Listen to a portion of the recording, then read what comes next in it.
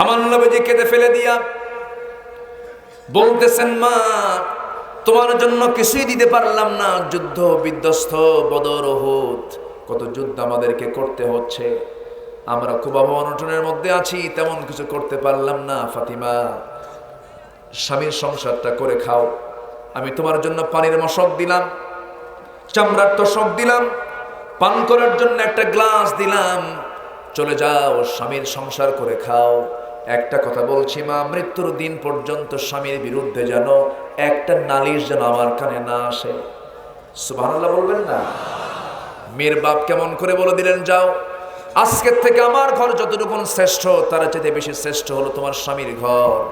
স্বামীর ঘরটাকে সবচেয়ে বড় ঘর মনে করবে, মা তুমি চলে যাও, স্বামীর বিরুদ্ধে কোনো রিপোর্ট আমার কানে দিবা না। এমন ছেলে আমি তোমাকে দেই নাই, এমন স্বামী আমি তোমার হাতে দেই নাই, তুমি সুন্দর স্বামী পেয়েছো, যাও। কিন্তু আজকের মেয়ের বাপরা মেয়েকে বিয়ে দেওয়ার সময় বলে দেয়, মা তুই চলে যা তোর স্বামীর ঘরে, যদি কিছু বলে শুধু ফোন দিবি, খাইয়া ফালাও। আছে না নাই? আছে না নাই?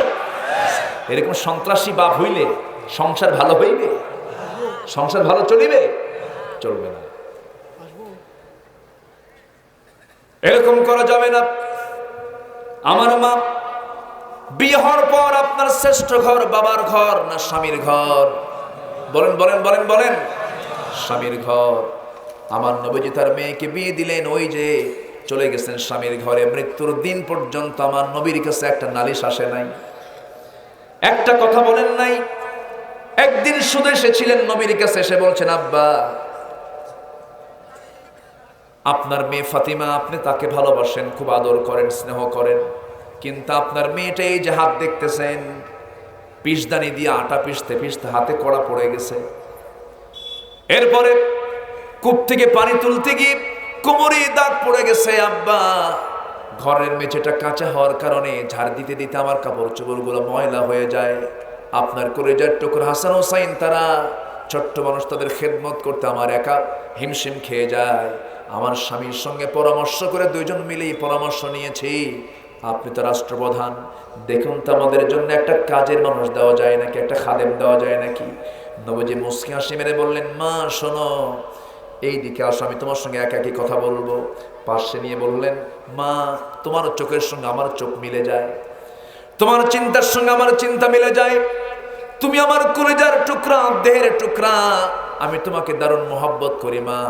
আমি ইচ্ছা করলে আমি তোমার জন্য খাদেম দিতে পারবো, কাজের মানুষ দিতে পারবো, কোনো সমস্যা নাই, কিন্তু আমি তোমাকে দিতে চাচ্ছি না মা, কারণ তোমার জন্য তো আমি চাই 1 নাম্বার জান্নাতটা হয়ে যায়।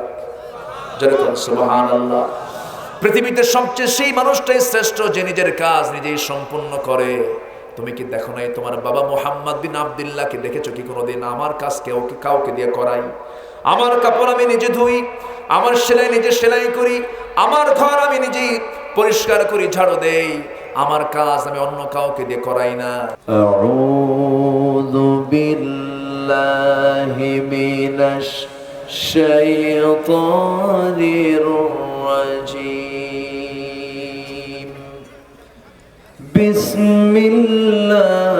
বিসমিল্লাহির রাহমানির রাহিম।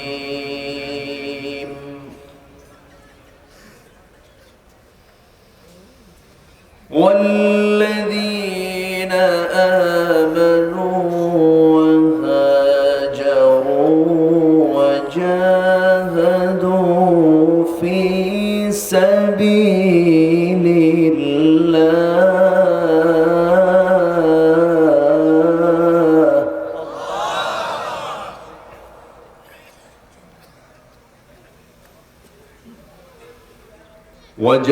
وجاهدوا في سبيل الله والذين آووا ونصروا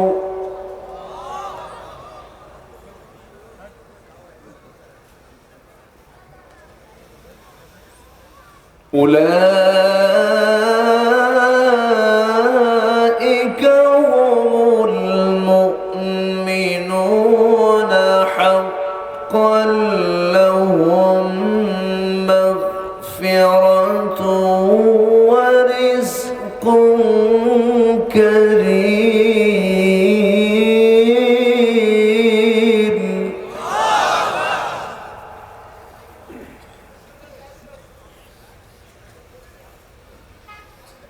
والذين آمنوا من بعد وهاجروا وجاهدوا معكم فأولئك منكم.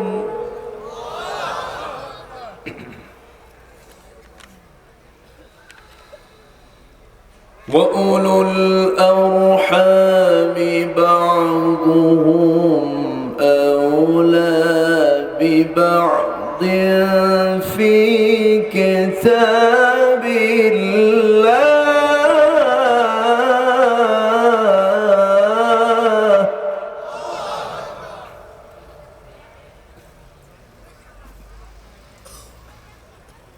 إن الله بكل شيء عليم.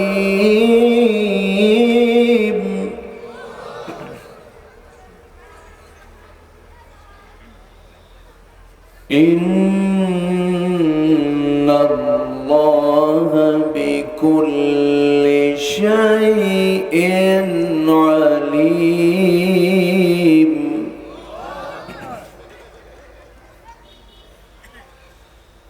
الله أكبر. بسم الله الرحمن الرحيم.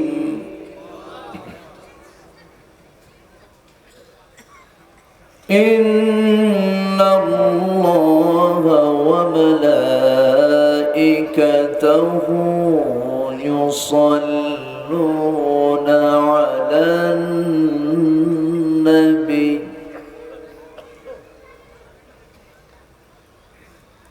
يا أيها الذين آمنوا صلوا عليه وسلموا تسليما. اللهم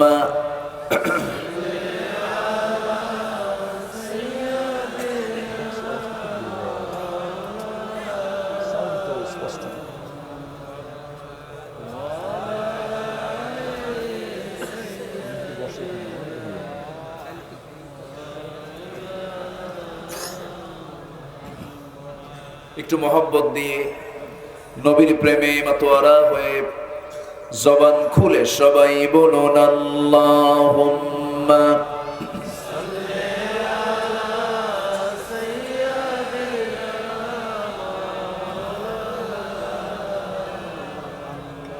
وعلى آل سيدنا.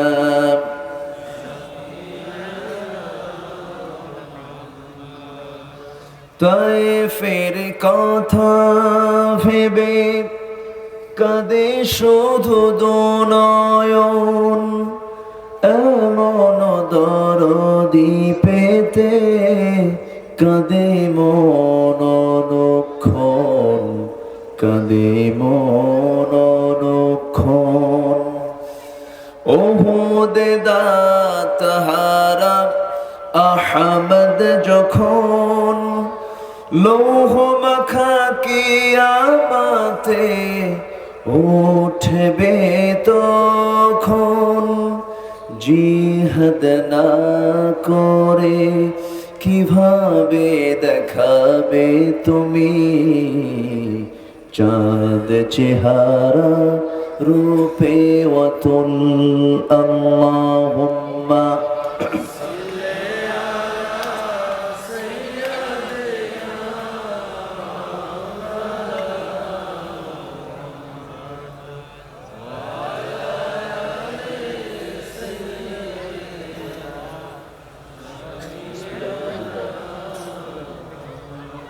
সবাই বলুন বালাগাল উলা বিকামালিহি কাশাফাত তুজা বিজামালিহি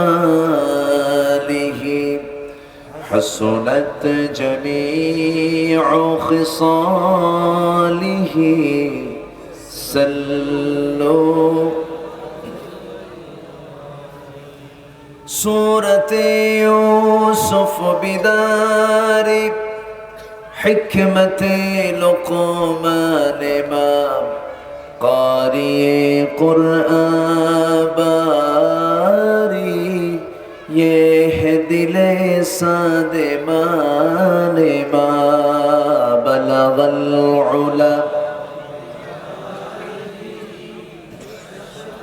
সাউন্ড ক্লিয়ার করে, সাউন্ড তো ঢাক করতেছে, ক্লিয়ার হচ্ছে না, বক্স তো দুর্বল।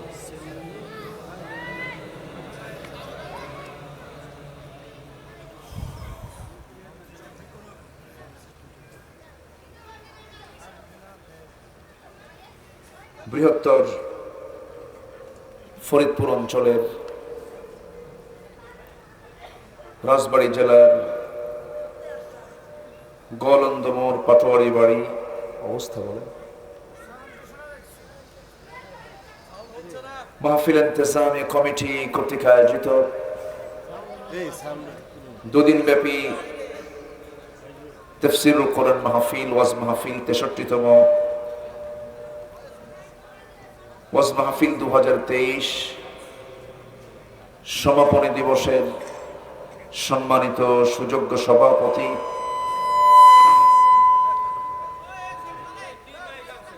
আজকের এই প্রোগ্রামের বরেণ্য সাহেবে সদর জনাব আব্দুর রশিদ পাটোয়ারি, আজকের মাহফিলের বরেণ্য মেহমান নন্দিত আলেমে দ্বীন বিশিষ্ট ইসলামী চিন্তাবিদ মাওলানা মুফতি সালাউদ্দিন আহমদ খুরশিদি হাফিজাহুল্লাহ, উপস্থিত হাজরাত উলামায়ে কেরাম, ফদলায়ে ইজাম, সুশীল সমাজ, জাতির শ্রেষ্ঠ সন্তান শিক্ষক মণ্ডলী, জাতির বিবেক সাংবাদিক বৃন্দ, সামনে উপস্থিত আজকের মাহফিলের প্রধান আকর্ষণ, যাদেরকে নিয়ে আজকের এই সাজানো গোছানো বর্ণাঢ্য আয়োজন, কালেমার ঝান্ডাবাহী, তাওহীদের পতাকাবাহী, দ্বীন ইসলামের নরসারদুল বীর মুজাহিদ, প্রাণ প্রিয় সম্মানিত দ্বীনী ভাইরা, আড়ালে বসে আছেন শ্রদ্ধেয়া সম্মানিতা মা বোনেরা। আলোচনার সূচনায় আনুষ্ঠানিকতার মধ্য দিয়ে আমার পক্ষ থেকে আবারও দিল খোলা সালাম, আসসালামু আলাইকুম ওয়া রাহমাতুল্লাহি ওয়া বারাকাতুহু। সবাই কেমন আছেন? আমাকে প্রশ্ন করলেন, আল্লাহ তাআলা আমাকে আপনার কাতারেই রেখেছেন, বলছি আলহামদুলিল্লাহ। আমি তো আমার আওয়াজ বুঝি না, এটা যে আমার কণ্ঠ আমি টের পাচ্ছি না। আমার কণ্ঠ আপনি চেঞ্জ করে দিয়েছেন, ঠিক হবে না। মাইক কোথায়? মাইক কাছ থেকে দুটো হর্ন এখানে আর এখানে দেন, এগুলো অচল, এগুলো চলবে না। আমার সাউন্ড তো বিকৃত হয়ে যাচ্ছে, ফেটে ফেটে আসতেছে, হচ্ছে না। এটা হর্ন লাগাই দেন, আমার মনে হয় সেটাই ভালো হবে। কাছ থেকে, একদম কাছ থেকে দুটো হর্ন আমার কান বরাবর দিয়ে দেন। সম্মানিত হাজিরিন, মহান রব্বুল আলামিনের অশেষ শুকর, যে মহান আল্লাহ সুবহানাহু ওয়া তাআলা আমাকে আপনাকে অসংখ্য লোকের মাঝ থেকে বাছাই করে এমন সুন্দর একটা আয়োজনে শামিল করেছেন।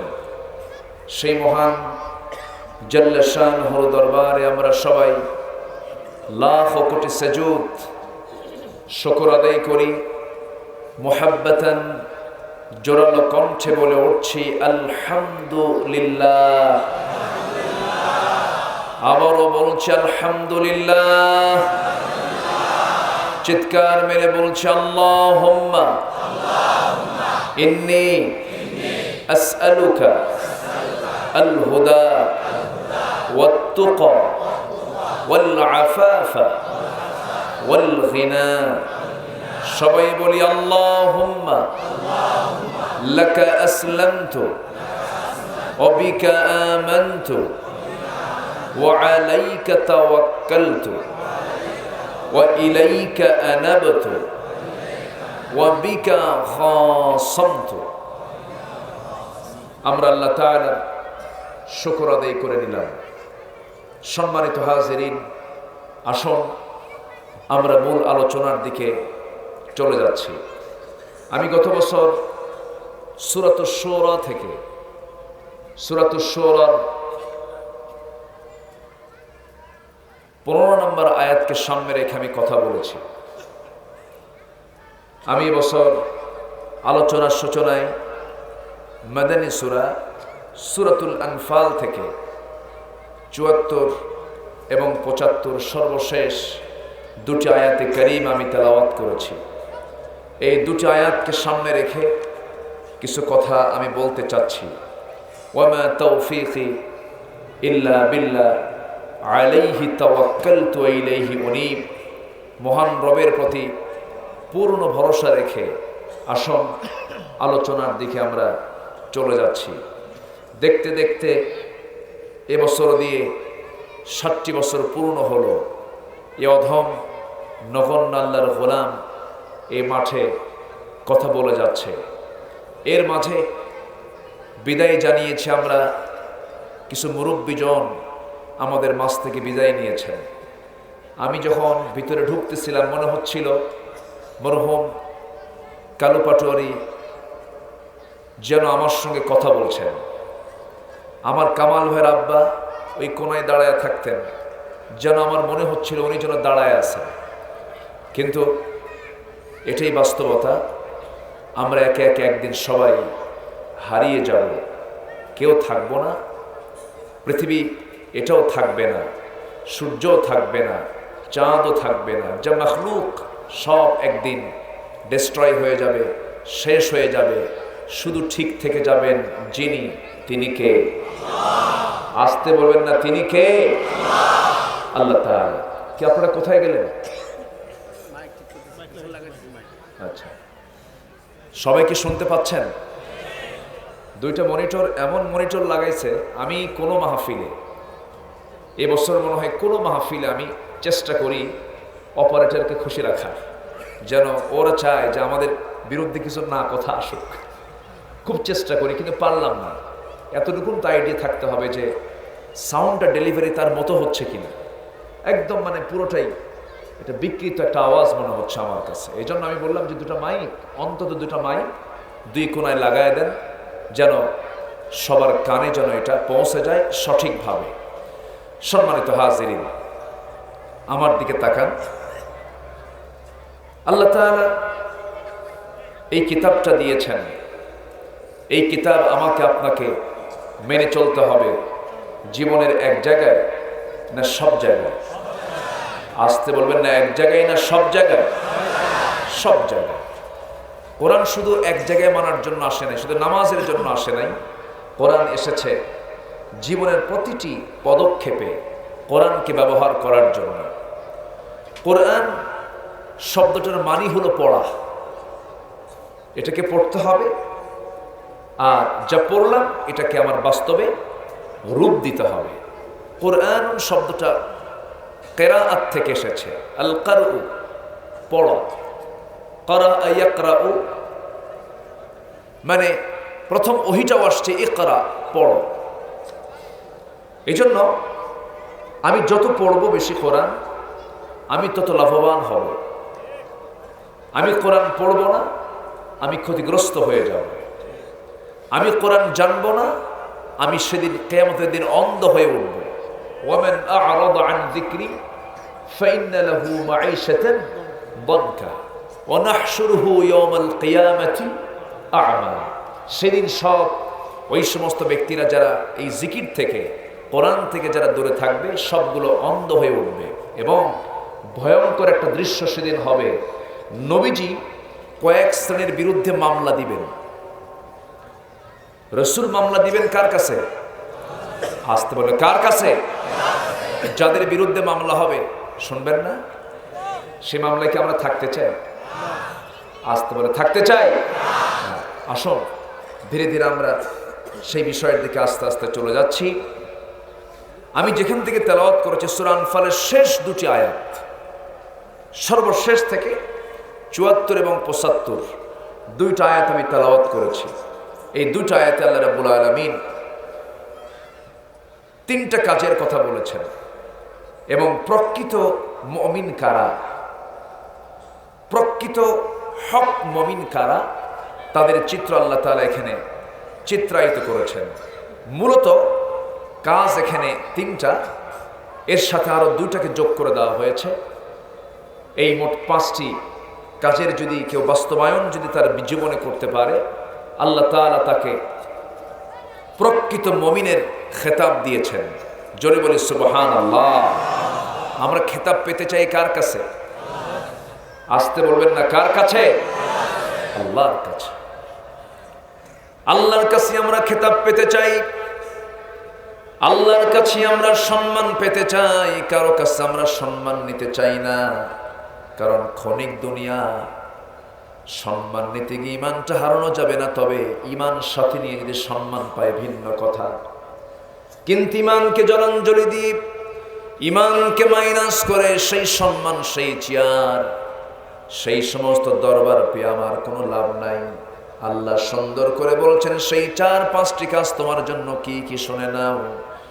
والذين آمنوا وهاجروا وجاهدوا في سبيل الله والذين آووا ونصروا أولئك هم المؤمنون حقا لهم مغفرة ورزق كريم والذين آمنوا من بعد وهاجروا وجاهدوا معكم فأولئك منكم وأولو الأرحام بعضهم أولى ببعض في كتاب الله إن الله بكل شيء عليم জোরে বলুন আল্লাহু আকবার। আল্লাহ রাব্বুল আলামিন বলেন, 1 নাম্বার হলো যারা ঈমান আনবে। এখন এখানে আমরা যারা বসে আছি সবাই তো আমরা বলেই ফেলবো আমরা তো ঈমান এনেছি হুজুর। আপনি ঈমানের কথা কেন বলছেন? আল্লাহ ঈমানদারকে ঈমান আনতে বলেছেন। এক জায়গায় বলছেন ইয়া আইয়ুহাল্লাযীনা আমানু আমিনু, ঈমানদারেরা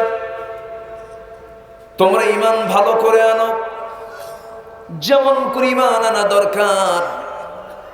আল্লাহ রাব্বুল আলামিন আরেক জায়গায় আবার বলছেন ইয়া আইয়ুহাল্লাযীনা আমানু তাকুল্লাহা হাক্কা তুকাতিহি ওয়া লা তামুতুন্না ইল্লা ওয়া আনতুম মুসলিমুন।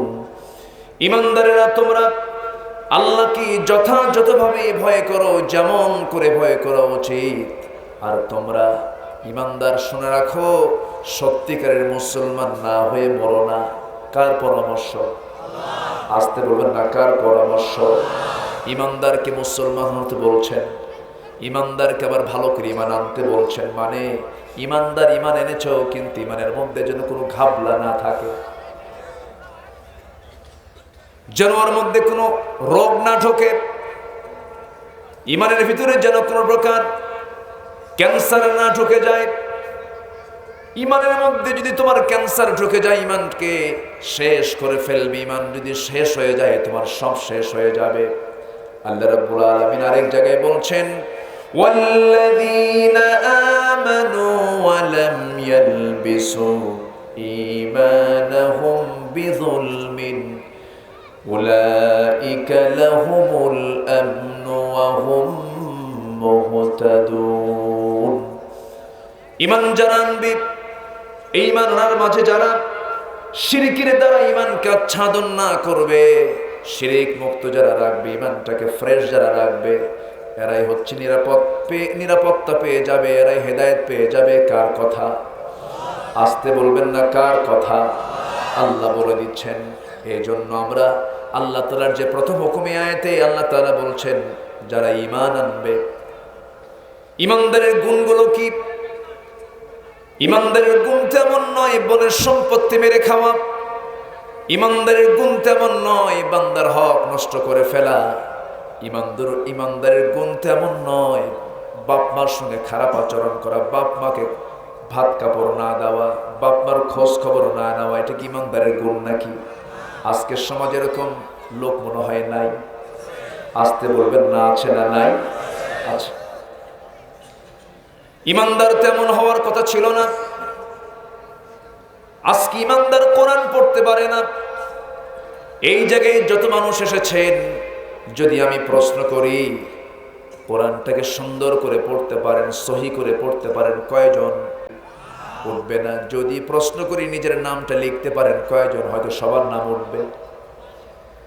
নিজের নামটা সুন্দর করে লিখতে পারি, নিজের শেখাটা শিখে নিয়েছি, দুনিয়ার শেখাটা শিখে নিয়েছি, কোরআনটা শিখতে পারি নাই, কোরআনটা পড়তে পারি না। অথচ নামাজ পড়তে গেলে কি তেলাওয়াত লাগে? কোরআন তেলাওয়াত লাগে। কোরআনটা সহি করে না পড়লে কি নামাজ সহি হবে নাকি? নামাজ কবুল হবে নাকি? অতএব সব শেখার আগে কোরআনটা শেখার দরকার ছিল কি ছিল না? আসতে বলবেন না, ছিল কি ছিল না? ছিল। কোরআন তো শিখলাম না আমরা। কেন শিখলাম না, কেন জানলাম না? এখানে এক নম্বরে দোষারোপ যদি করতে হয়, নিজের দিকেই চলে যাবে। ঠিক আছে, নিজে শিখি না, এটা আমার দোষ, কিন্তু এক্ষেত্রে পরিবারের দোষ আছে না নাই? আসতে বলবেন না, আছে না নাই? আছে।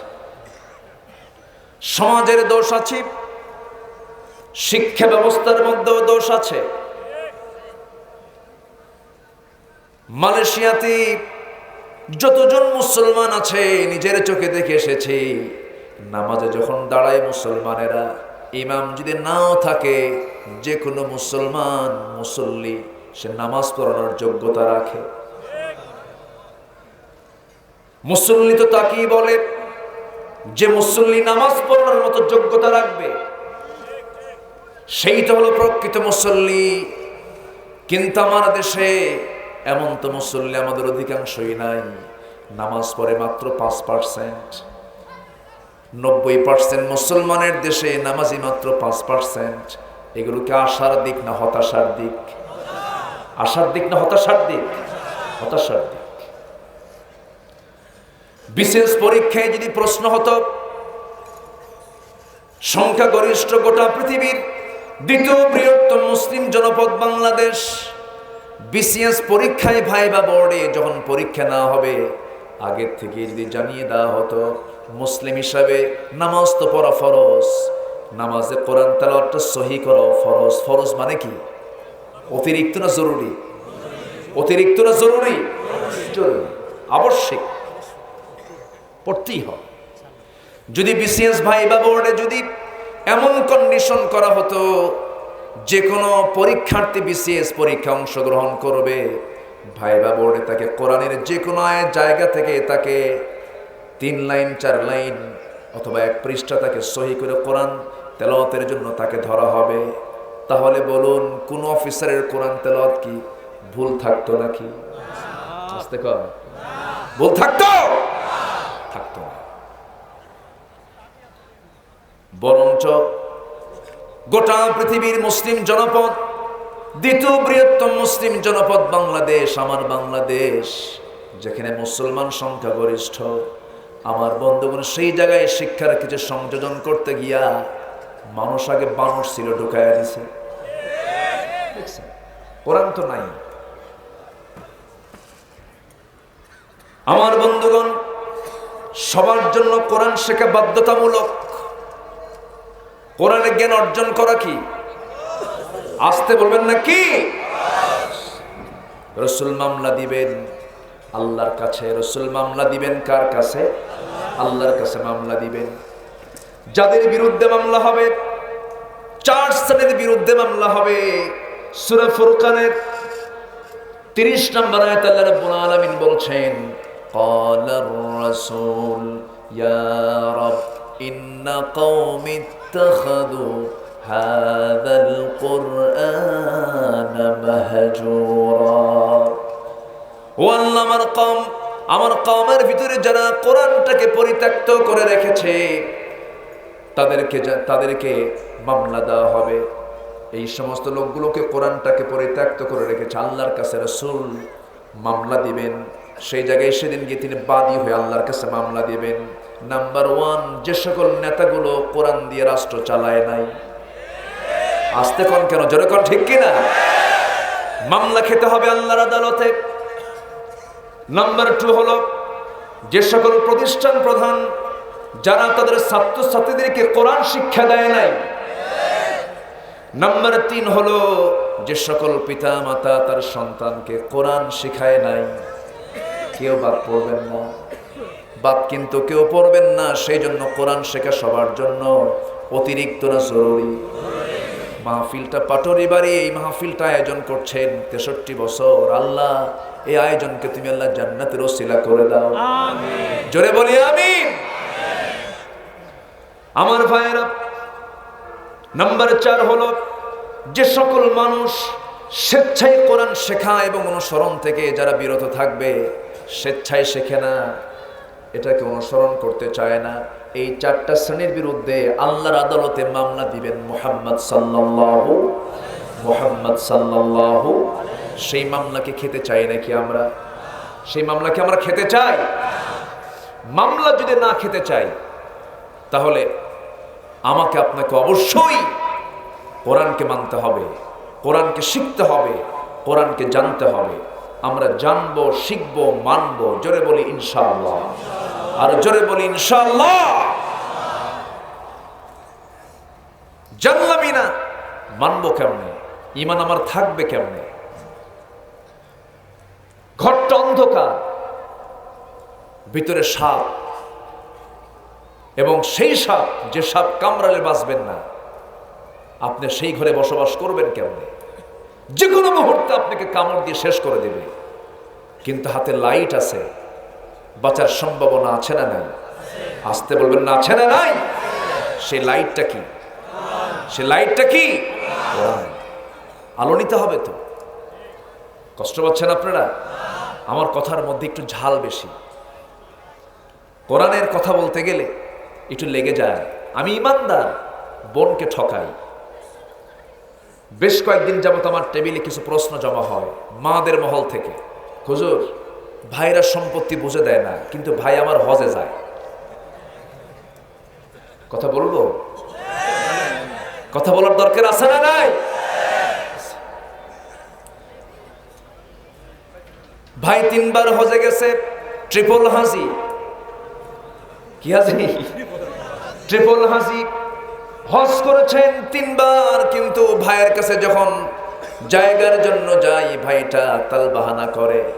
1 যুগ আগে মারা গেল বড় ভাই, ভাইটা আমাদের জমিগুলো বুঝে দেয় না, বরঞ্চ সেই ধানি জমিগুলো নিজেরাই আবাদ করে। ধানগুলো নিয়ে বাড়িতে চলে আসে, তাদের গোলাগুলো ভরায় ফেলে আমাদের জায়গায় ধানটা লাগায়া। মাঝে মাঝে বোনদেরকে আমার ভাইরা চালাকি করে দাওয়াত দেয়, বছরে 2-3 বার করে নিয়ে আসে। নিয়ে এসে সুন্দর করে খাওয়ায় দাওয়ায়া একদম সন্তুষ্ট করার চেষ্টা করে। ভাই বোন একটু পাশে বসে গল্প করতে করতে তালে তালে বলে ফেলে, বোন তোমরা অংশ পাবে, ভালো কথা, বাপ মারা গেছে, তোমাদের অংশ তো অবশ্যই তোমরা পাবে। তবে একটা কথা বলি বোন, রাগ কইরো না, অংশ নিলে কিন্তু ধ্বংস হয়। দেখছেন কি ফতোয়া দিল? এটা কি কোরআন থেকে আসা না শয়তান থেকে আসা? কোরআন থেকে আসে না শয়তান থেকে আসা? শয়তান থেকে আসা। কোন হক মেরে জান্নাত পাওয়া যাবে না। সোজা কথা, হক মারবেন, জান্নাত বাজেয়াপ্ত। আল্লাহর হক আছে না নাই? পিতামাতার হক আছে না নাই? বান্দার হক আছে না নাই?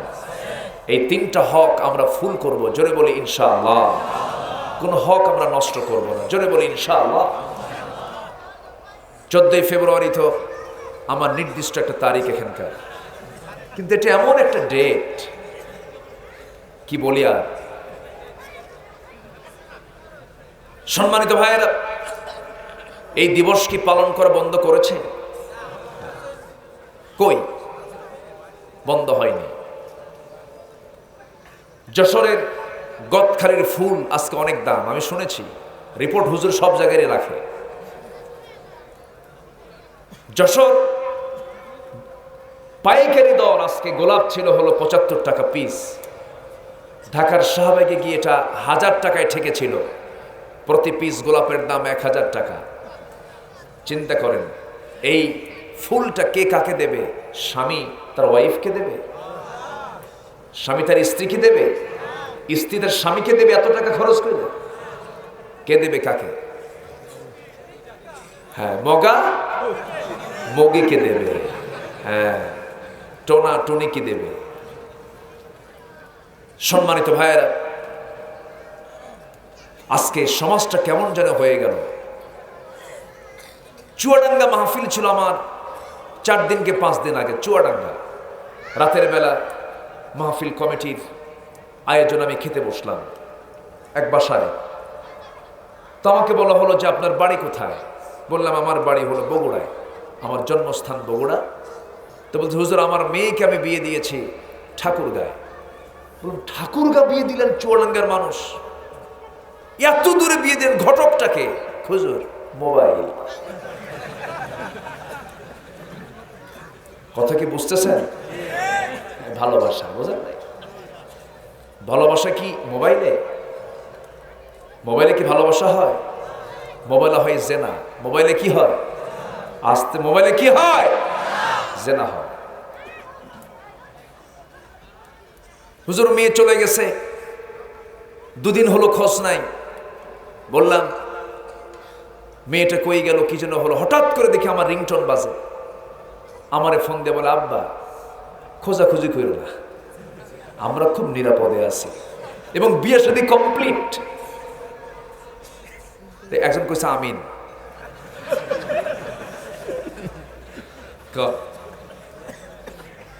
সম্মানিত ভাইয়েরা,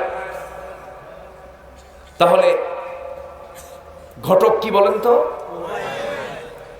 তাহলে যে মোবাইলটা এইরকম দায়িত্ব পালন করে, প্রত্যেক গার্জিয়ানকে এই মোবাইল ব্যবহারে সতর্ক হওয়ার দরকার আছে না নাই? আছে না নাই? সতর্ক হতে হবে। শিশুর হাতে আপেলও দিলেন, শিশুর হাতে ছুরিও দিলেন, চাকুও দিলেন, বললেন বাবা তুমি আপেলটা কাটো। ও আপেল কাটবে না হাত কাটবে? হাত কেটে ফেলবে। কত প্রবাসীর বউ যে হেরে গেছে এই মোবাইলে। আমি কি ভুল বলতেছি? কত প্রবাসীর বউ যে হারলো। প্রবাসীরা কত কষ্ট করে, রেমিটেন্স পাঠায়, এই টাকাগুলো পরিবারে নেয়। এই মোবাইলে কে যেন কোন এক দুষ্ট ওই প্রবাসীর বইয়ের ইনবক্সে একখান সালাম দিয়ে দিছে। ওই সালামের উত্তর দিতে যায় আর সংসার শেষ। আমি কি ভুল বলতেছি? আসতে পারেন, আমি কি ভুল বলছি? অতএব মোবাইল সবার জন্য জায়েজ নাই। যার ঈমান দুর্বল তার মোবাইল ব্যবহার করা জায়েজ নাই। মোবাইল সবার জন্য নয়, সতর্ক থাকতে হবে। আর এই সমস্ত নোংরামির একটা বিশাল মাধ্যম হচ্ছে আজকের দিনটা। ওই সমস্ত নোংরামিতে এগুলোকে ব্যবহার করা হয়। এই দিবস পালন না করাও একটা ভালোবাসা। কি কথা কি বোঝা গেল? এই দিবসকে পালন না করাও একটা কি ভালোবাসা। আমি ভালোবাসা এই দিবস পালন করব না। সম্মানিত ভাইয়েরা, তাহলে আল্লাহর কাছ থেকে যদি আমরা খেতাব পেতে চাই, আল্লাহ আমাকে মুমিনের খেতাব দিবেন, তুমি মুমিন, আমি আল্লাহ খেতাব দিলাম। আমরা 4টা কাজ করব, জোরে বলি ইনশাআল্লাহ। নাম্বার 1 হলো ঈমান আনবো কার উপরে? আসতে বলেন, কার উপরে? ঈমান আনা মানে বান্দা তার নিজের ইচ্ছায় কোনো কিছু করতে পারবে না, বান্দা সব কিছু আল্লাহর ইচ্ছায় করবে, আল্লাহর আইন অনুযায়ী করবে। ঈমানদারের ফার্স্ট কোয়ালিটি হলো আজান শোনার সঙ্গে সঙ্গে সে অস্থির হয়ে নামাজের জন্য পেরেশান হয়ে যাবে, নামাজে হাজিরা দেবে, আল্লাহকে খুশি করার জন্য সে পেরেশান হয়ে যাবে। কারণ আল্লাহ বলেন, বান্দারে আমি তোকে 24টা ঘন্টা টাইম দিলাম, এর মধ্যে আমি তোর কাছ থেকে 5টার সময় চাই, এই 5টার সময় আমি আল্লাহ তোর সঙ্গে কথা বলতে চাই। রে বান্দা, আমি তোর সঙ্গে কথা বলতে চাই। আমার নবীজি সিদরাতুল মুনতাহা পেরিয়ে আরশ আজিম পর্যন্ত চলে গেছেন, আল্লাহর সঙ্গে দিদার করেছেন।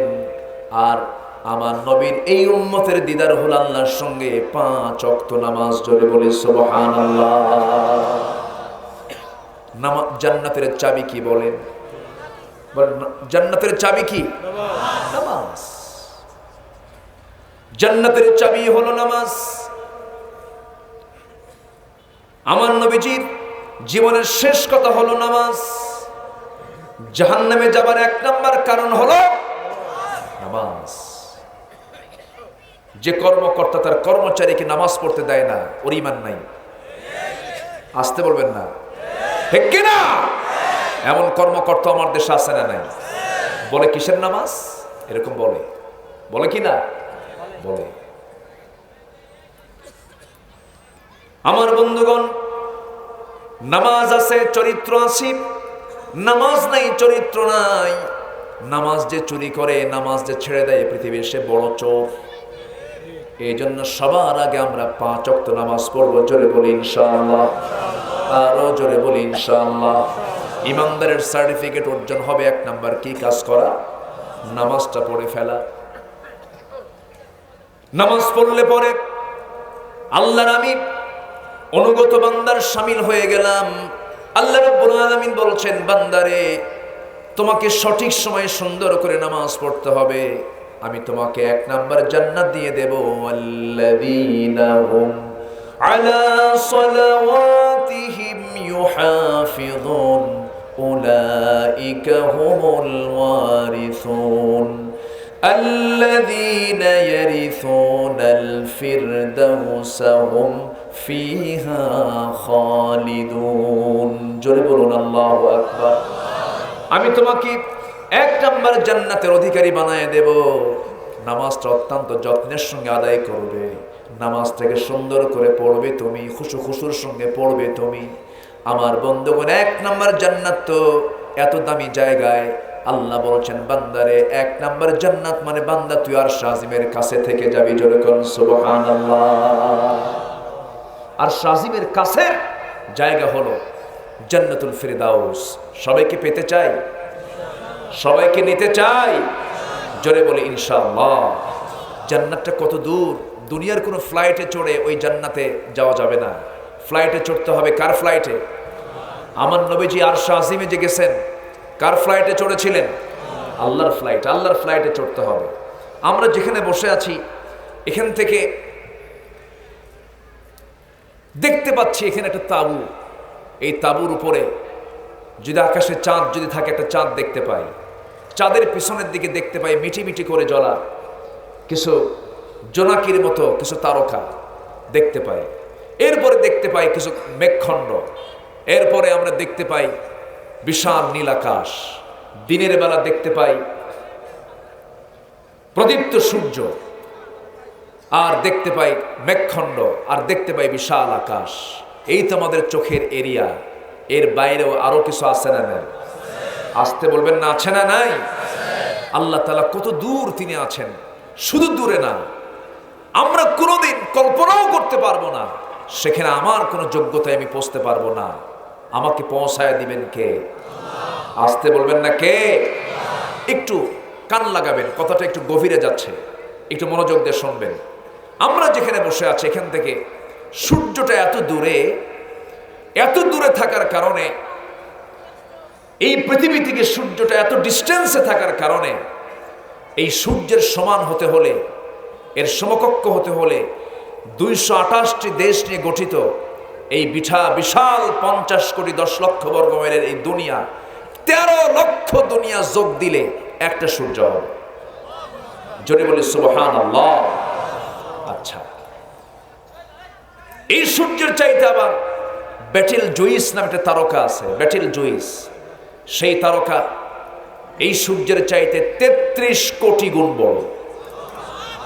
জোরে কোন সুবহানাল্লাহ। কত কোটি গুণ? 33 কোটি গুণ বড়। আবার এই Betelgeuse, supernova, Adhara, Proxima Centauri, যারা সৌরজগৎ নিয়ে যারা পড়াশোনা করেছেন, এই দুনিয়া থেকে সবচাইতে কাছের তারকা হলো প্রক্সিমা সেন্ট্রাই। এই প্রক্সিমা সেন্ট্রাই যদি কেউ যেতে চায়, যেমন করে চাঁদের দেশে মানুষ গেছে, মঙ্গল গ্রহে মানুষ গেছে, মঙ্গল গ্রহে জায়গাও কিনছে, আছে না? মঙ্গল গ্রহে জায়গাও কিনছি। যদি কেউ চিন্তা করি আমি একটু তারকার দেশ থেকে ঘুরে আসবো, সবচেয়ে নিকটবর্তী তারকার দেশ হলো প্রক্সিমা সেন্ট্রাই। প্রক্সিমা সেন্ট্রাই যদি কেউ যেতে চায়, বর্তমান দুনিয়ার সবচেয়ে দ্রুতগামী নভোযান হলো অ্যাপোলো 11। অ্যাপোলো 11 এর গতি হলো প্রতি ঘন্টায় 39,000 কিলোমিটার। 39,000 কিলোমিটার বেগে ওই অ্যাপোলো 11 চড়ে, ওই নভোযানে চড়ে যদি কেউ রওনা দেয় যে আমি ওই প্রক্সিমা সেন্ট্রাই নিকটবর্তী তারকার দেশটা ঘুরে আসব, তার সময় লেগে যাবে 1,15,000 বছর মাত্র। যাবেন কারা কারা? হাত তোলেন। সম্ভব? আসতে বলে সম্ভব। সম্ভব। এই যে বিশাল মহাশূন্যে ঝুলন্ত এই তারকাগুলো, এক একটা গ্যালাক্সি আছে, এক একটা গ্যালাক্সির ভিতরে আল্লাহ রাব্বুল আলামিন 50 বিলিয়ন করে তারকা রেখে দিয়েছেন।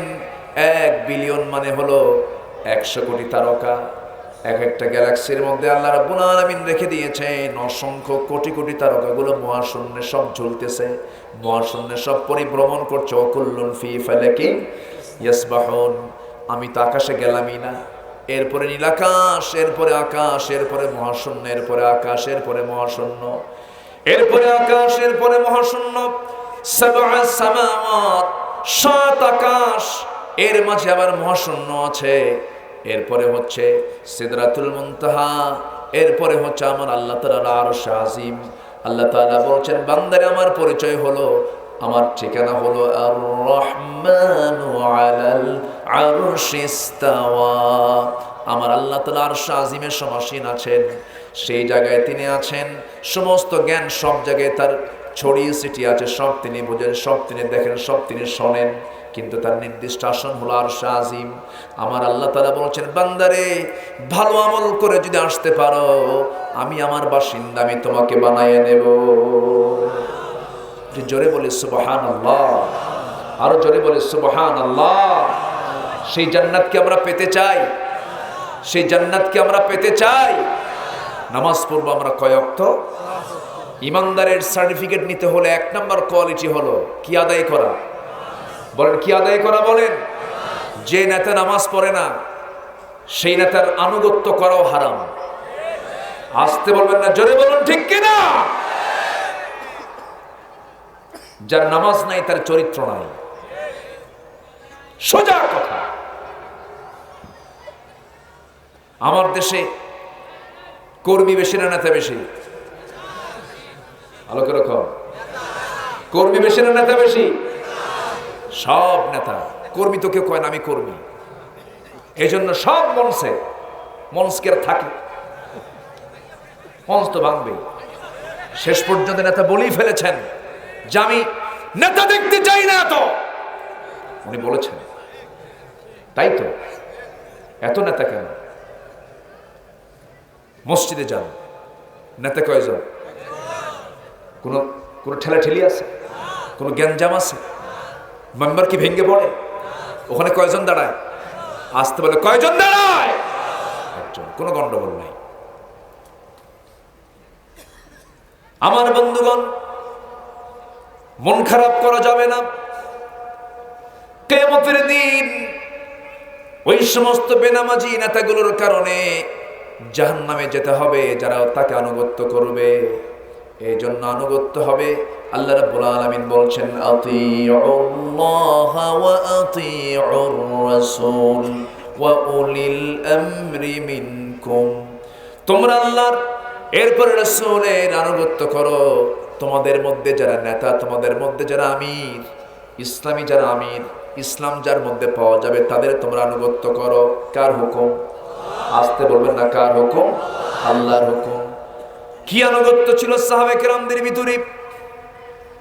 আমার নবীজি বদর যুদ্ধের ডাক দিয়েছেন, শুধু ডাক দিতে যেতে দেরি হয় নাই। একজন অন্ধ সাহাবী নবীর সামনে চলে আসলেন, এসে বলছেন, ইয়া রাসূলুল্লাহ, আমি অন্ধ বলে কি আমি অনুমতি পাবো না? রাসূল বলেন, অন্ধ মানুষ যুদ্ধ করবা কেমনে? অনুমতি নাই, যাও। হতাশা নিয়ে তিনি ফিরে আসলেন। আমার নবীজি সারা জীবন সে অন্ধ সাহাবীকে কখনো পারমিশন দেন নাই।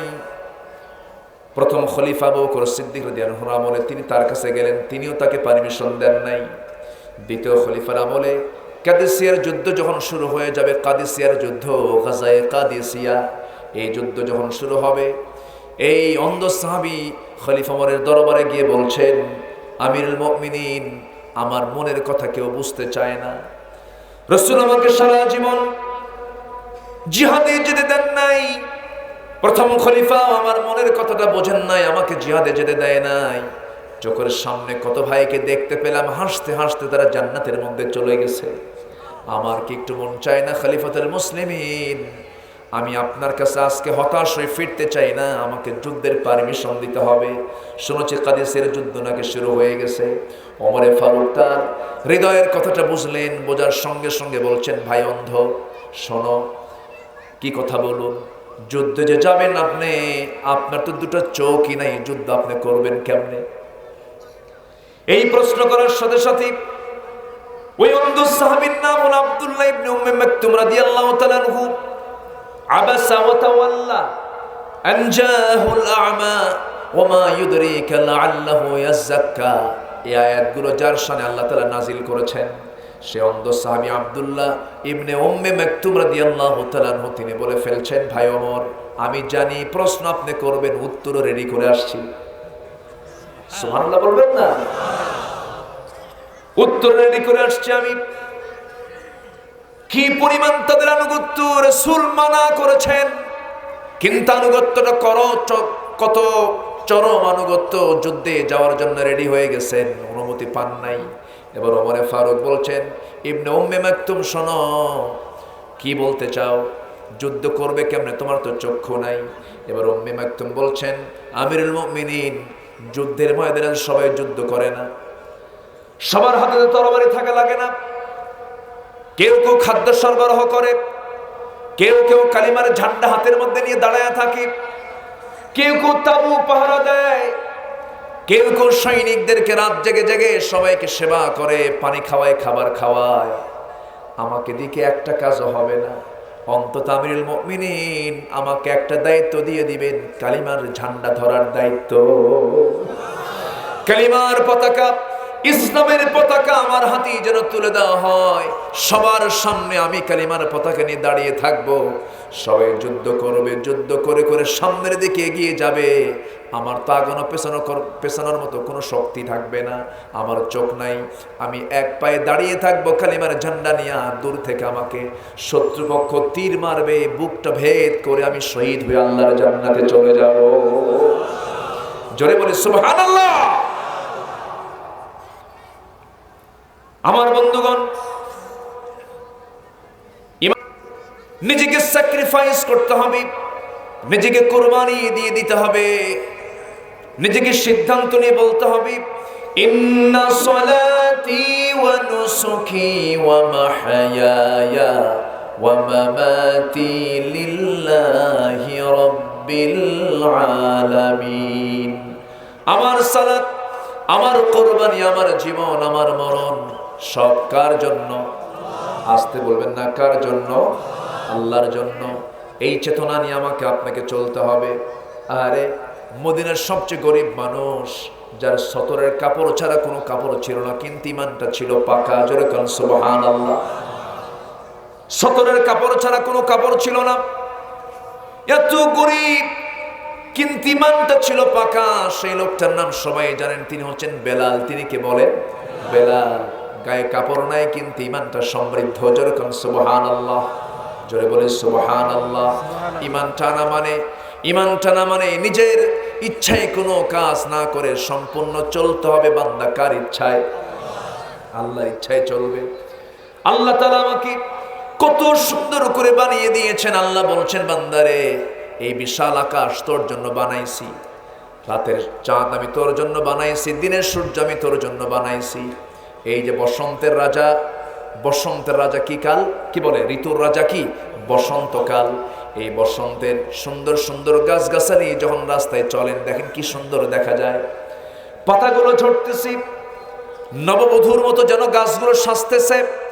আল্লাহ বলছেন, বান্দারি এই গোটা দুনিয়ার সকল সৌন্দর্য আমি তোর জন্য করে দিয়েছি, তবে হ্যাঁ, যত সৃষ্টি আমি সৃষ্টি করেছি সবচেয়ে সুন্দর করে আমি তোকে বানাইছি রে বান্দা। জোরে কোন সুবহানাল্লাহ। আকাশ সুন্দর না মানুষ সুন্দর? আস্তে কয়। সূর্য সুন্দর না মানুষ সুন্দর?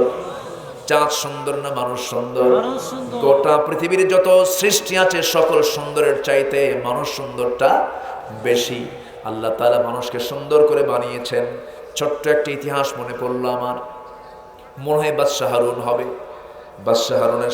বাদশাহ হারুন একদিন তার বউকে নিয়ে চাঁদনি আকাশের নিচে গল্প করছে। স্বামী স্ত্রী গল্প হয় না? দেখেন আস্তে আস্তে কয়, মনে হয় গল্প হয়ই না আপনাদের।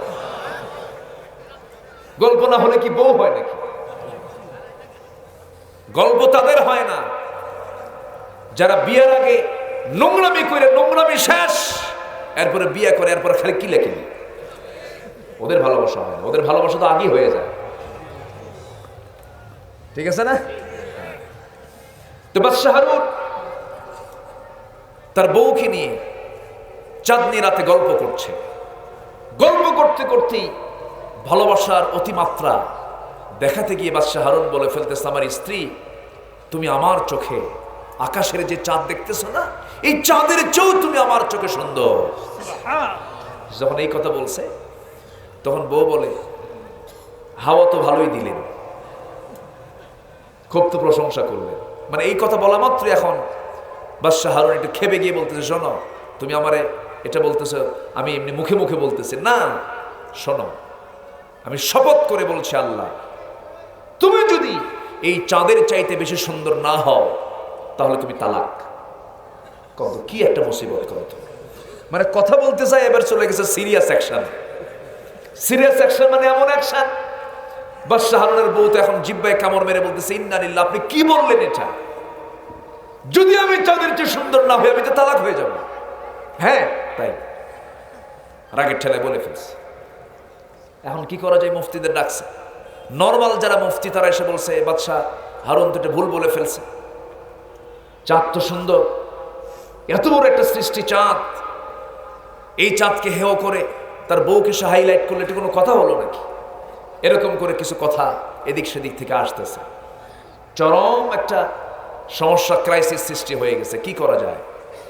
ওই সময়ের যুগশ্রেষ্ঠ একজন আলেমী দ্বীন এই বিষয়টা তার কানে চলে গেল। তিনি চলে আসলেন, সবাই দিল এক রায়, তিনি দিলেন তার উল্টা রায়। তিনি বললেন, না, তোমাদের রায় সঠিক হবে না, আমি একটা আয়াত বলবো, এই আয়াতটা তোমরা শুনলে এটার উত্তর পেয়ে যাবে। আচ্ছা বলো তুমি আয়াত। সঙ্গে সঙ্গে সেই আয়াতটাই বলে ফেললেন। যারা পারেন সঙ্গে বলুন, লাকাদ খালাকনাল কমারা ফি আহসানি তাকওয়িম। ঠিক কইছে না ভুল কইলাম? কি বলছে? ইনসান হবে না কমার হবে? ইনসান হবে। যখন এই আয়াতটা যখন আলেম বলে ফেলছি, সমস্ত উলামা সমাজ বলতেছে তুমি তো আয়াত ভুল বলে ফেলেছ। সঙ্গে সঙ্গে বলছে, আমার আয়াত যদি ভুল হয় তোদের ফতোয়া ভুল। সুবহানাল্লাহ বলবেন না? আল্লাহ তাআলা বলছেন, লাকাদ খালাকনাল ইনসানা ফি أحسن تقويم আমি মানুষকে সবচেয়ে সুন্দর অবয়বে সুন্দর করে সবচেয়ে মানুষকেই বানিয়েছি, অন্য কাউকে নয়। জোরে বলি সুবহানাল্লাহ। সেই মানুষ আল্লাহ তাআলা এত সম্মান দিলেন, এত মর্যাদা দিলেন, সেই মর্যাদার মানুষকে বলে ফেলতেছে মানুষ নাকি আগে বানর ছিল। ডারউইন মদ খায়া এটার তাফসীর করতেছে, মানুষ আগে বানর ছিল, গাছের ডালে ডালে লাফাতে লাফাতে ঘষা খায়া লেজটা পড়িয়া যাইয়া মানুষ বানর থেকে মানুষ হইয়া গিয়াছে। এটা কি সুস্থ লক্ষণ না মদ খায়া খায়? বানরের বংশধরদের কাছ থেকে আদম সন্তানের শিক্ষা নেওয়ার কিছু নাই, ঠিক কিনা? আমরা কি সন্তান? আমাদের বাপ নবী, আমাদের বাপ কি? নবীর সন্তান। আমরা কার সন্তান? নবীর সন্তান। ছোটখাটো কথা না, কার সঙ্গে কি লাগাও, আমরা নবীর সন্তান পৃথিবীতে। আমি গত 6 মাস আগে কামাল ভাই ঢাকা এয়ারপোর্টে ডোমেস্টিক সাইডে বসে আছি, বিমানে উঠবো, বোর্ডিং পাস নিয়ে ভিতরে বসতে গেছে, বসার জায়গা পাই না। এখন তো সব জায়গায় পুরুষের আনাগোনা বেশি না মহিলার আনাগোনা বেশি? তাও তো কাপড় চোপড় নেই। কাপড় চোপড় পরলে নাকি ওল্ড হয়ে যায়, দাদি দাদি। কাপড় চোপড় পরলে কি হয়? দাদি। এটা ওল্ড, ব্যাকডেটেড, এটা হচ্ছে না। কাপড় যত খুলবে তত নাকি আধুনিকতা, কাপড় যত খুলবে সে নাকি তত সভ্য, এটা নাকি প্রগতি। চিংড়ি মাছের পায়খানা থাকে কোথায়? কোথায় থাকে? ও সামনে বেশি চলে না পিছনে বেশি চলে? এই মাথায় মল থাকার কারণে চলে। কাপড় খুললে নাকি এটা নাকি হয় আধুনিকতা। সম্মানিত ভাইয়েরা, যে নায়িকা যত কাপড় খুলতে পারে তাকে বলা হয় সাহস অভিনেত্রী। কম কথা কাপড় খুলে ফেলে, যেরকম নাউজুবিল্লাহ। এদের কদর খুব বেশি, এদের কদরও বেশি। কি সিস্টেম দেশে আসলো? আগে বাচ্চার মা হয়, এরপরে গায়ে হলুদ হয়, এরপরে বিয়ে হয়। এই সমস্ত অন্যায়ের বিরুদ্ধে কথা বলার দরকার আছে না নয়? আছে না নয়? ওই সমস্ত অপরাধীরা, তাদের হাতে কোনো হাত কড়া পরানো হয় না, ডান্ডা বেরি পরানো হয় না। ডান্ডা বেরি লাগে হলো আলেমদের হাতে। সম্মানিত ভাইয়েরা, আমি বসবো কোথায়?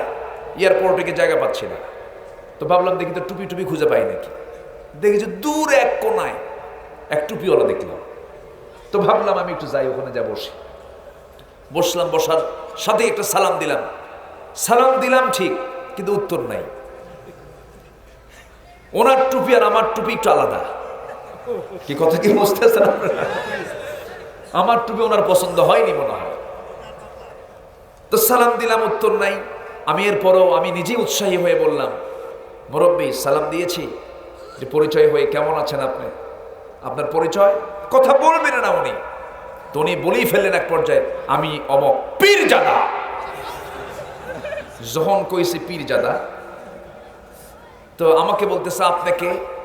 তাই বললাম আমি হলাম নবীজাদা। কি কথা কি বুঝতেছেন? তুমি অহংকার দেখাও, তুমি যদি পীরের ছেলে হও, আমি হলাম নবীর ছেলে, আমার বাবা আদম। যা, ঠিক কিনা? কষ্ট পাচ্ছেন নাকি? আল্লাহু, আল্লাহর কসম, আমি পীরকে সম্মান করি। হক্কানে পীর যদি হয়, কেন সম্মান করব না? সম্মানের কোনো ঘাটতি নাই, কমতি নাই। কিন্তু আসল পীর তো অনেক আগে ইন্তেকাল করেছেন। আসল পীর যারা ছিলেন, ফুরফুর আবু বকর সিদ্দিক রহমতুল্লাহ আলাইহ, খাজা মাইনুদ্দিন চিশতি রহমতুল্লাহ আলাইহ, বড় বড় পীর কেবলা যারা ছিলেন, পীর সাহেব যারা ছিলেন, তারা দুনিয়া থেকে বিদায় নিয়েছেন, বহু আগেই চলে গেছেন। সব এখন পীরজাদা। তো পীরজাদার মধ্যে কয়েকটা কিছু হারামজাদা নাই? আসতে কবেন না, আছে না নাই? কিছু বদমাইশ আছে, মুখে দাড়ি নাই, টুপি নাই, পীর কেবলা হয়ে বসে আছে। আছে না নাই? নামাজও নাই, মদের বোতল নিয়ে ধরা পড়ে। নবীর ছেলে কাফের নাই? নবীর ছেলে কাফের আছে না নাই? কেনান কি? নবীর বাপ মুশরিক আছে না নাই? আসর কি? মুশরিক। আমার নবীর চাচা আবু লাহাব আছে না নাই? বংশ দিয়ে কি করবে? কিসের মির্জা, কিসের সৈয়দ, কিসের মোগল, কিসের পাটোয়ারি, কিসের চৌধুরী, কিসের শেখ? কোন গোষ্ঠী মর্যাদা দিয়ে আপনি জান্নাত পাবেন না। জান্নাত পেতে হলে 1 নাম্বার গুণ লাগবে ঈমান। কি লাগবে? 1 নাম্বার ঈমান। 1 নাম্বার কি? আমরা আনবো। জোরে বলি ইনশাআল্লাহ। আর জোরে বলি ইনশাআল্লাহ। এই দুনিয়া ছেড়ে সবাই চলে যাব।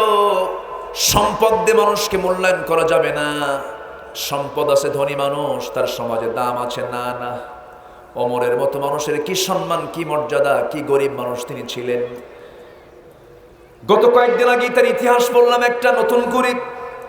ওমরে ফারুক রাদিয়াল্লাহু তাআলা আনহু একদিন ঘরের মধ্যে বসে আছেন। একজন অভাবী মহিলা কিছু সাহায্যের জন্য তার ঘরের মধ্যে ঢুকেছে। ঘরের মধ্যে ঢুকে তার স্ত্রীর সঙ্গে কথাবার্তা বলতেছিল। ঘরের অবস্থা দেখে কিছু না বলেই ওই মহিলা চলে যাচ্ছে। ওমরে ফারুক পিছন থেকে ডাক দিয়ে বলেন, ও মহিলা, আমার বাড়িতে আপনি কি বিষয়ে নিয়ে আসলেন? কিছুই তো বললেন না। মহিলা বলতেছে, কি বলবো, আমার যতটুকু অভাব তার চাইতে আপনার অভাবটাই বেশি। আল্লাহু আকবার বলবেন না? ঈমান কাকে বলে?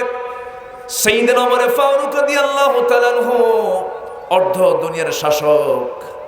তার হাতে 1 বোতল মধু এসেছে। 1 বোতল কি এসেছে? মধু এসেছে রাষ্ট্রের পক্ষ থেকে। সেই বোতলের মধুটাকে ভাগ করতে হবে, প্রতিবেশীর মাঝে সমান করে দিতে হবে। সেই মধুর বোতলটা নিয়ে স্ত্রীর কাছে গিয়ে বলছেন, স্ত্রী, এই মধুটা ভাগ করো। আমরা যে কজন প্রতিবেশী আছি সমান ভাগে ভাগ করে আমাদের অংশটা আমরা নিয়ে সমান ভাগে তুমি ভাগ করে দিবা। ঠিক আছে, দেন। মধুর বোতল হাতে নেওয়ার 1 মিনিট যেতে না যেতে ওমরে ফারুক আবার বলছেন, স্ত্রী, ডোন্ট মাইন্ড, কোনো কিছু মনে করো না, বোতলটা আমার হাতে দাও, আমি তোমাকে মাপতে দেব না, আমি তোমাকে ভাগ করতে দেব না। বলেন তো, এই কথা বললে পরে বউকে খুশি হওয়ার কথা না বেজার হওয়ার কথা? হ্যাঁ, খুশি না বেজার হবে? বেজার হবে না? শুধু কি বেজার হবে নাকি? হ্যাঁ, সারাদিন কথা কবে না, তুমি আমার দামই দিলে না, তুমি আমার চোর মনে করতেছ। কি ঠিক আছে না? নাই বলে আমার আপনার বউ হলে তো কামি সারা। তবে স্বামী স্ত্রীর মধ্যে একটা গন্ডগোল লাগলে এতে মহব্বত কমে না বাড়ে? বাড়ে। যদি ভালো হয় তার মহব্বত বাড়ে। একটু দ্বন্দ্ব লাগে ভালো, এটা মহব্বতটা আরো শক্ত হয়। আলহামদুলিল্লাহ বলে, জোরে বলেন আলহামদুলিল্লাহ। এখানে কি এমন কোন স্বামী আছেন যে বইয়ের কথা শোনেন না? কিছু কয় এই বইয়ের কথা শোনেন না? কে হাত তোলেন? এরকম কেউ কি আছেন? আচ্ছা, বইয়ের কথা না শুনে এরকম স্বামী কি পৃথিবীতে আছে? শোনে, সবাই বইয়ের কথা শোনে। বইয়ের কথা না শুনে সংসার করবেন কেমন? এক রাজা প্রজাদের মাঝে ঘোষণা করেছে যে প্রজা বইয়ের কথা শোনে না, সেই সমস্ত প্রজাদেরকে আমার রাষ্ট্রের আস্তাবল থেকে 1টা করে ঘোড়া দেওয়া হবে। আর যে প্রজা বইয়ের কথা শুনবে তার জন্য ডিম হবে, ডিম দেওয়া হবে, মানে পুরস্কার দেওয়া হবে। এক প্রজা এসে বলতে, জাহাপনা, আমি এসেছি আপনার কাছে, আমি জীবনে কোনোদিন বইয়ের কথা শুনি নাই, তাই যাও আস্তাবল থেকে ঘোড়া নিয়ে যাও। একটা কালো ঘোড়া নিয়ে চলে গেছে বাড়িতে। বউ বলে, কি নিয়ে আসলা, কি আনছো? কালো 1খান ঘোড়া আনলাম। তোমার রুচি আছে? এই কালো কোনো কালার হলো, যাও লাল ঘোড়া নিয়ে আসো। ঘোড়া নিয়ে চলে গেছে আবার রাজামশাইয়ের কাছে। এসে বলতে, রাজামশাই, ঘোড়া তো কালো হয়ে গেছে, লাল নিতে হবে। এই পরামর্শ তোমাকে দিল কে? বউ আমারে শিখাই দিল। কি কথা কি বুঝতেছে? রাজা কয়, ঘোড়া থুইয়া ডিম নিয়ে যায়। সারাদিন এই জরিপ শেষ করার পরে রাজা ঢুকে গেছে ঘরের ভিতরে। রানী এসে বলছে, রাজামশাই, আন্দোলন কেমন জমলো? আপনি যে আন্দোলনে নামছেন, বইয়ের কথা না শুনলে পুরস্কার দিবেন, তো কি হলো? তেমন তো খুঁজে পাচ্ছি না। শোনেন, যারা বইয়ের কথা শোনে এদেরকে এত ছোট পুরস্কার না দিয়া 5 কেজি করে চাল দেন। আচ্ছা ঠিক আছে। পরের দিন এসে উজিরদের সঙ্গে বৈঠক করে বলতেছে, শোনো, যেহেতু বইয়ের কথা শোনা মানুষ বেশি, ডিমটা না দিয়া 5 কেজি করে চাউল দেওয়া হোক। উজিররা বলতেছে, রাজামশাই, ডিমের সিদ্ধান্ত চেঞ্জ কইরা চাউলের সিদ্ধান্ত আপনারা দিল কে? রানী আমারে শেখায় দিল। কি কথা কি বুঝতেছেন? তাহলে বইয়ের কথা শোনে না এমন কোন লোক দুনিয়াতে আছে? শুনতে হবে। বইয়ের কথা না শোনাই বরং বোকামি। যে কোনো কাজ করতে গেলে পরামর্শের দরকার আছে না নাই? পরামর্শের প্রয়োজন আছে। সাইয়েদনা ওমর ফারুক বললেন, তোমার দিয়ে আমি এই মধু ভাগ করতে দেব না। বউটা একটু রাগ করলেন, কিন্তু রাগ করার কিছুক্ষণ সময় চলে গেছে। সাইয়েদনা ওমর ফারুক রাদিয়াল্লাহু তাআলা আনহু মধুর বোতলটা প্রতিবেশীর কাছে দিয়ে দিলেন। প্রতিবেশীর কাছে দিয়ে বললেন, এটাকে ভাগ করো, আমাকে অংশটা আমাকে বুঝাইয়া দিবা।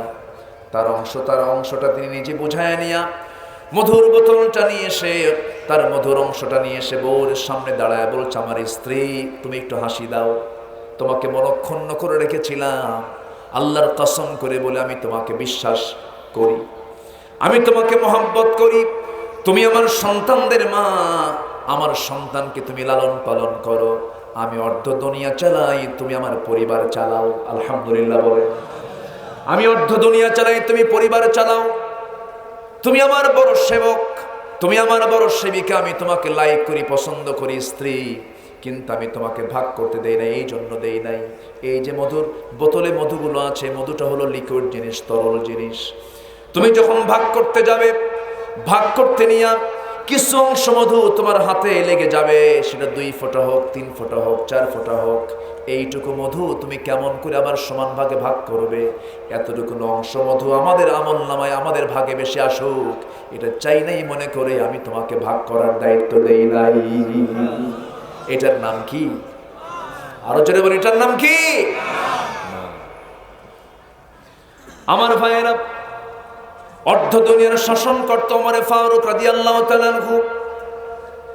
রাষ্ট্রের তরফ থেকে কিছু আপেল এসেছে, রাষ্ট্রের তহবিলে কিছু আপেল জমা হয়েছে, ফল জমা হয়েছে, সেই ফলগুলো জনগণের মাঝে বন্টন করে দেওয়া হবে। ওমর ফারুকের ছোট্ট ছেলে এসে সে আপেলের জায়গা থেকে সে একটা আপেল নিয়ে মুখের মধ্যে তুলে নিয়েছে। ওমর ফারুক সঙ্গে সঙ্গে তার মুখের মধ্যে হাত দিয়ে আপেলটা বের করে ধুয়ে দিয়েছে। ছেলেটা চিৎকার মেরে মেরে কান্নাকাটি করে করে মার কাছে গিয়ে অভিযোগ দিচ্ছে, মা, একটা আপেল মুখে নিয়েছিলাম, আব্বা আমার মুখ থেকে আপেলটা বের করে নিয়েছে। কিছুক্ষণ পর স্ত্রীর সামনে যখন দাঁড়ালেন ওমর ফারুক, স্ত্রী বলছেন, স্বামী আমার, মানুষ কি এত পাষাণ হয় নাকি? মানুষ কি এত হৃদয়হীন হয় নাকি? ছোট্ট বাচ্চা, ওই জায়গাতে বহু আপেল পড়ে আছে, সেখান থেকে একটা আপেল নিয়ে এসে মুখে দিয়েছে, সে আপেলটা মুখ থেকে আপনি খুলে নিলেন কেন, বের করে নিলেন কেন? আমরা তো আমাদের অংশ আপেল কিছু পাবো, সেখান থেকে একটা আপেল নয় কম নেব, হিসাব ক্লিয়ার হয়ে যাবে। ওমর ফারুক বলছেন, স্ত্রী আমার, তুমি তো হিসাব এইভাবেই করলে, কিন্তু আমার হিসাবটা ভিন্ন। যে আপেলটা আমার সন্তান মুখে নিয়েছে, সে আপেলটাই যে আমার ভাগে পড়বে, তার গ্যারান্টি কি? সুবহানাল্লাহ বলবেন না? জোরে বলুন সুবহানাল্লাহ। এটা কি বলে? আরো জোরে, আরো জোরে। এটার নাম হলো ঈমান। ঈমানদারের গুণ মোটামুটি 7টা। কয়টা গুণ বলেন? 7টা গুণ জেনে নেন। قد أفلح المؤمنون الذين هم في صلاتهم خاشعون। 7টা গুণের 1 নম্বর গুণ হলো নামাজ দিয়ে শুরু, যারা নামাজটাকে সুন্দর করে আদায় করে। নাম্বার 2, যারা অনর্থক কথা থেকে জিহ্বাকে হেফাজতে রাখে, জিহ্বাকে সংযত রাখে, আজে বাজে বেহুদা কোনো কথা বলে না। যাদের মুখটা সর্বক্ষণ বেশিক্ষণ বন্ধ থাকে তারা নিরাপদ। যাদের মুখ থেকে কথা কম বের হয় তারা জান্নাতে সহজে যাবে। যেরকম সুবহানাল্লাহ। আমরা কথা বেশি বলবো না কম বলবো? কথা বেশি বলার যোগ্যতা না কম বলা যোগ্যতা? কম বলাই হলো যোগ্যতা। কথা কম বলতে হবে। আল্লাহ বলছেন যারা অনর্থক কথা যারা বলবে না। নাম্বার 3 হলো যারা যাকাতটা ঠিক মতো আদায় করবে। নাম্বার 4 হলো ওয়াল্লাযীনা হুম লিফুরুজিহিম হাফিজুন, যারা তাদের লজ্জাস্থানকে হেফাজত করবে। নাম্বার 5 হলো ওয়াল্লাযীনা হুম লিআমানাতিহিম ওয়া আহদিহিম রাউন, যারা আমানত ঠিক রাখবে, আমানত ঠিক রাখবে। নাম্বার 6 হলো যারা ওয়াদা ঠিক রাখবে, এরা হলো ইমানদার। নাম্বার 7 হলো নামাজ দিয়ে শুরু, নামাজ দিয়ে শেষ। যারা নামাজের যত্ন নেবে, এই 7টা গুণ যারা অর্জন করবে, আমি আল্লাহ তাদেরকে ইমানদারের খেতাব দিয়ে আমি তাদেরকে জান্নাতুল ফেরদাউস দিয়ে দেব। জোরে বলি সুবহানাল্লাহ। সবাইকে জান্নাত পেতে চাই নাকি? তাহলে কোনো হককে নষ্ট করা যাবে নাকি? হক নষ্ট করা যাবে না, হককে কখনোই ভঙ্গ করা যাবে না। এমন সন্তান বাংলার ঘরে আছে, মাকে খাবার দেয় না, বাপকে খোঁজ খবর নেয় না। এমন কোনো দিন নাই টেবিলে এই সমস্ত প্রশ্নগুলো জমা হয় না, প্রায় জমা হয়। বুড়ো মানুষ, চামড়াগুলো কুঁচকে গেছে, ছেলে বড় অফিসার, ছেলে শিক্ষিত হয়ে গেছে, কিন্তু বাপ্পার কোনো খবর রাখে না। মাসে মাসে টাকা পাঠায়, মাসে মাসে টাকা পাঠানো দরকার না, পাশে রেখে খেদমত করা দরকার। আসতে কয় কি করা দরকার? খেদমত করা দরকার। এই সমস্ত হকগুলো নষ্ট করা যাবে না। আমি বাস্তব একটা কথা বলি, শিক্ষার কি বেহাল দশা দেখেন। গত বছর মনে হয় এই সময় হবে, ঢাকার ধানমন্ডি অভিজাত এলাকায় একজন বুড়ো মানুষ, একজন অভিনেতার শ্বশুর, তার হাতে বৈধ পিস্তল নিয়ে ফেসবুক লাইভে এসে মাথার সঙ্গে পিস্তল ঠেকায়া ফেসবুক লাইভে এসে পরপর নিজে নিজেই গুলি করে সুইসাইড করলো, দুনিয়া থেকে বিদায় নিল। বলুন তো, ধানমন্ডিতে কোনো ফকির থাকে নাকি? ফকির থাকে? ধানমন্ডিতে কোনো অভাবী মানুষ থাকে না, অশিক্ষিত মানুষও থাকে না। শিক্ষার কোনো অভাব ছিল না, টাকার কোনো অভাব ছিল না, বাবা ছিল, কি বলে, সন্তানও আছে, বউ আছে, জামাই আছে, ছেলে আছে, মেয়ে আছে। সুইসাইড করে মরো কেন? এখানে কোনো কিছুর সমস্যা নাই, সমস্যা হলো ইমানের সমস্যা। ঠিক কিনা? নিজের চোখে দেখা বৃদ্ধাশ্রম আমি নিজের চোখে দেখেছি। বড় বড় অফিসারের বাপ মা গুলোকে সেই জায়গায় রেখে এসে, বড় বড় অফিসাররা তারা তাদের বউ বাচ্চা নিয়ে শুয়ে থাকে, বাপ মাকে রেখে এসে যে বৃদ্ধাশ্রমে। এটা কি মুসলমানদের কালচার না আমেরিকার কালচার? মুসলমানদের কালচার না পশ্চিমা কালচার? ওয়েস্টার্ন কালচারকে মুসলমান কখনো লালন করবে না। আমার আগে ঘরটা যখন তৈরি করতে হবে, সেই সময় আগে ভাবতে হবে 1 নাম্বার ঘর হবে আমার আব্বা আম্মার জন্য। আসতে কয় আরো জোরে বলেন ঠিক কিনা? আব্বা আম্মার জন্য। যুবকরা, আজকের মাহফিলের যুবকরা বেশি, আলহামদুলিল্লাহ। যুবকদের জন্য আমি 3টা আমল শিখাই দেব। 3টা আমল করবা, আল্লাহ তোমার রিজিক ডাবল বানায় দেবে। যুবকরা শুনবা তোমরা? আগ্রহ আছে? জোরে বলি ইনশাআল্লাহ। বলবো আমি, শেষ করে দেব কি? আলোচনা চালিয়ে যাব? কারো কোনো সমস্যা নাই তো? বলি ইনশাআল্লাহ। আগামী বছর থেকে মাইকের বিষয়টা খুব সিরিয়াসলি খেয়াল করবে, ঠিক আছে না? মাইকওয়ালা কি বললাম, সুন্দর সেটিং করবেন, কাছ থেকে সাউন্ডগুলো দিবেন। আমি সার্ভিসটা এই বছর ভালো পেলাম না, আগামীতে যেন এই ভুলটা না হয়। একটা মাহফিলের 99% ভূমিকা হলো মাইক। কত পার্সেন্ট? কিচ্ছু দরকার নাই, ভাতও দিবেন না, কথা বলছেন না? খেলে মাইকটা দিবেন ঠিকঠাক মতো। খেলোয়াড় খেলবে, একদম অলরাউন্ডার খেলোয়াড় খেলতে আসছে ক্রিকেট, কিন্তু ব্যাট ফাটা, কাম হবে? খেলতেছে বিশাল বিশাল ফুটবলার, কিন্তু ফুটবলের হাওয়া নাই, কাম হবে? খুব গুরুত্বপূর্ণ, এটা মাথায় রাখতে হবে। এটা একটু আমরা আগামীতে এটা খেয়াল করবো। জোরে বলি ইনশাআল্লাহ। আচ্ছা, তবে মাইকওয়ালার সঙ্গে কিন্তু কোনো অসৌজন্য আচরণ করা যাবে না, কিন্তু ওনারা জানিয়ে আসছেন, আলহামদুলিল্লাহ, সমস্যা নাই। আগামীতে তারা যেন এই ভুলটার না করে, সেটিং খুব কাছ থেকে। কারণ আল্লাহ তাআলা মুখ দিয়েছেন, কান দিয়েছেন, দূরে না কাছে? বলেন বলেন। মুখ থেকে, মুখের আওয়াজটা চলে যায় কানে। কান বেশি দূরে না মুখ বেশি দূরে? দুটেই কাছে। দুটেই কি কাছে? যেন বক্তার কানে আওয়াজ থাকে, শ্রোতার কানে আওয়াজ থাকে, এবং অপারেটর যিনি তার কানেও যেন আওয়াজ থাকে পর্যাপ্ত। এই বিষয়টা খেয়াল করবেন। 4র্থ আসমান 5ম আসমানের মাইক লাগানোর দরকার নেই। আপনি কাছে খুলে সুন্দর করে রেখে সেটিং দিবেন, যেন সবার। মক্কা মদিনায় যান, মক্কা মদিনায় প্রত্যেকটা ইঞ্চি ইঞ্চি জায়গা ইমাম তেলাওয়াত করছে নামাজ, প্রত্যেকটা ইঞ্চি ইঞ্চি এক আওয়াজ শোনা যায়। সেটিং, সাউন্ডের উপরে পড়াশোনা হয়, সাউন্ডের উপর অনার্স কোর্স আছে, মাস্টার্স কোর্স আছে, অনেক কিছু আছে। এই জন্য এটা একটু ডিপলি খেয়াল করার চেষ্টা করবেন। সম্মানিত ভাইয়েরা, রাগ করলেন নাকি আপনারা? রাগ করতেছেন? আচ্ছা, একটু বলে দিলাম। সম্মানিত ভাইয়েরা, তাহলে আমরা কোন সূরা থেকে কথা বলছি মনে আছে আপনাদের? বলেন তো কোন সূরা? সূরা আনফাল। সূরা আনফালের ভিতরে আল্লাহ তাআলা শেষ আয়াতের দিকে 4টা কাজ করতে পারলে আল্লাহ বলছেন তুমি হবে টাটকা মুমিন, প্রকৃত মুমিন। জোরে বলেন সুবহানাল্লাহ। আচ্ছা, আর এই মুমিন যদি হতে পারো, আল্লাহ বলছেন আমি তোমাকে 2টা পুরস্কার দেব। কয়টা পুরস্কার?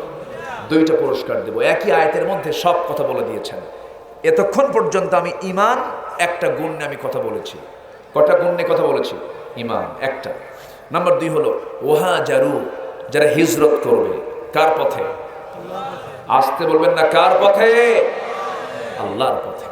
আমি খুবই আনন্দিত, আজকের মাহফিল থেকে একটা লোকও ওঠেন নাই। বলি আলহামদুলিল্লাহ। খুবই সুন্দর আপনারা যারা হিজরত করবে। যারা কি করবে? হিজরত করবে। যারা হিজরত মানে কি? ত্যাগ স্বীকার করা, স্যাক্রিফাইস করা, দিন কায়েমের প্রয়োজনে, দিন কায়েমের জন্য প্রয়োজনে দেশ ছাড়া, মামলা খাওয়া, হিজরত করা, জীবন দেওয়া। ঠিক কিনা? বাতিলদের মোকাবেলা করার দরকার আছে না নাই? আমার নবীর কি দাঁত ভাঙ্গে নাই? নবীর কি কোমর কুজা হয় নাই? নবীর কি মুখের রক্ত গড়ে গড়ে পড়ে নাই? দিন কায়েমের জন্য যদি বিশ্বের সেরা মানুষের মুখ থেকে রক্ত ঝরে, মাথার মধ্যে যদি পেরেক ঢোকে, কোমর যদি কোদাল মারতে মারতে যদি কোমর কুজা হয়ে যায়, সেই দিন কায়েমের জন্য উম্মতে মুহাম্মাদিরও জানমাল কুরবানি করার দরকার আছে না নাই? রাজি আছেন কারা কারা? হাত উঁচু করে দেখান মুসলমান।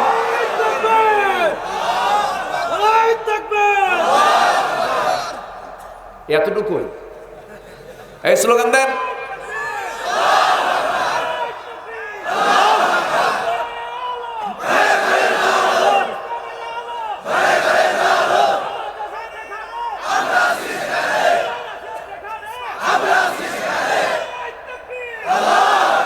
আল্লাহ কবুল করুন। জোরে বলে আমিন।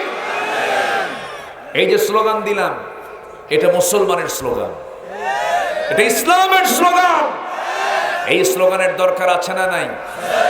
এই স্লোগানকে কলঙ্কিত করেছে কিছু কুচক্রী মহল। তারা বলেছে এটা নাকি নির্দিষ্ট দলীয় স্লোগান।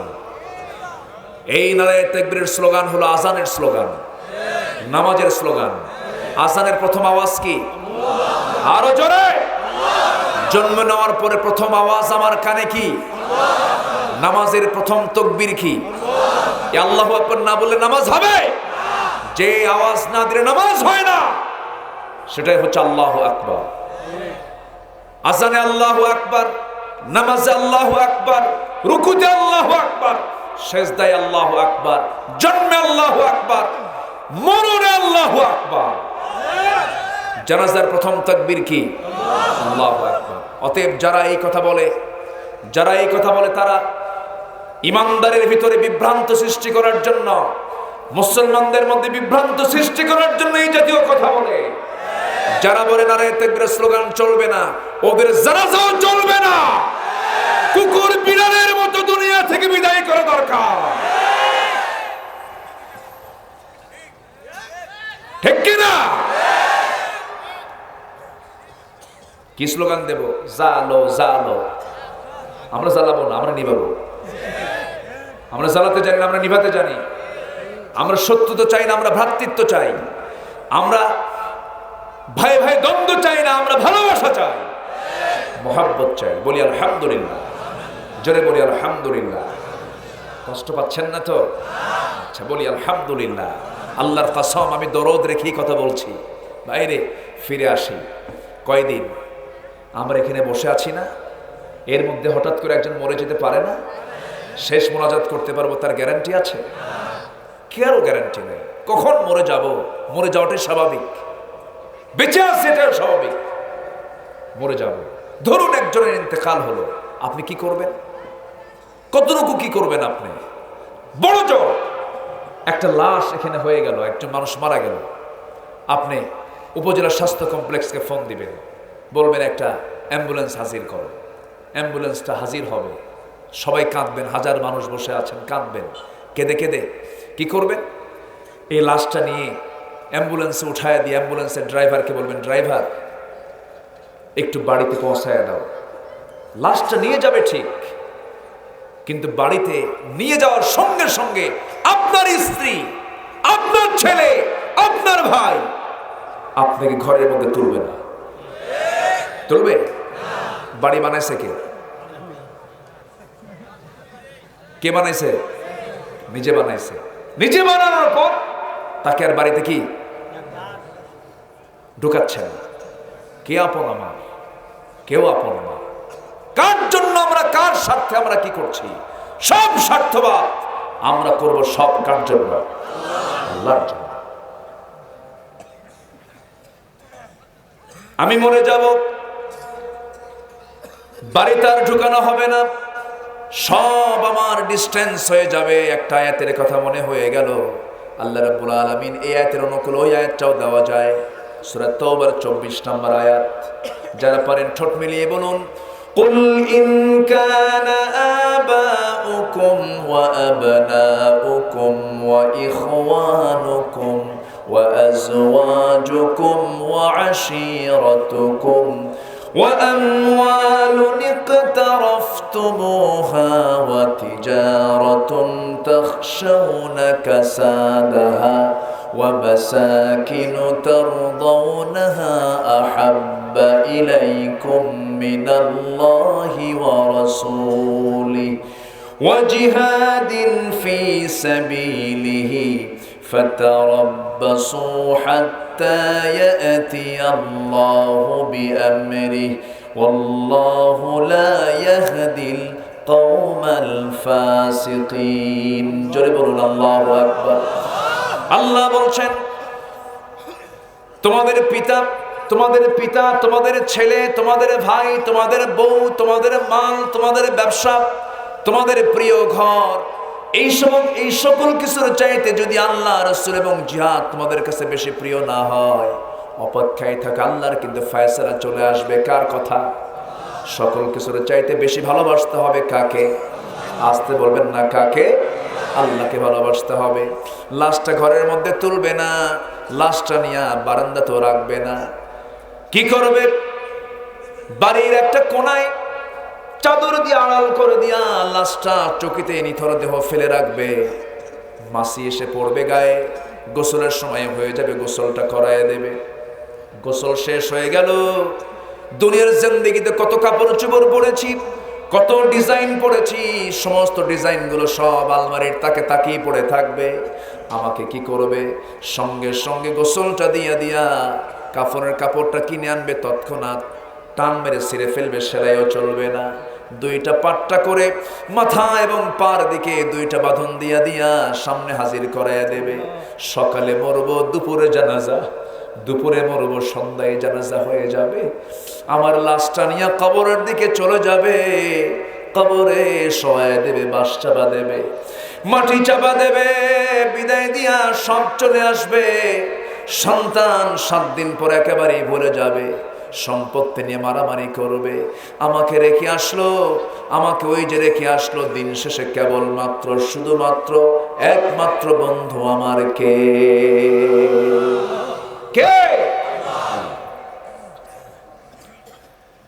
সে আল্লাহর সঙ্গে আমরা সম্পর্ক করতে চাই, সে আল্লাহর সঙ্গে আমরা রিলেশন করতে চাই।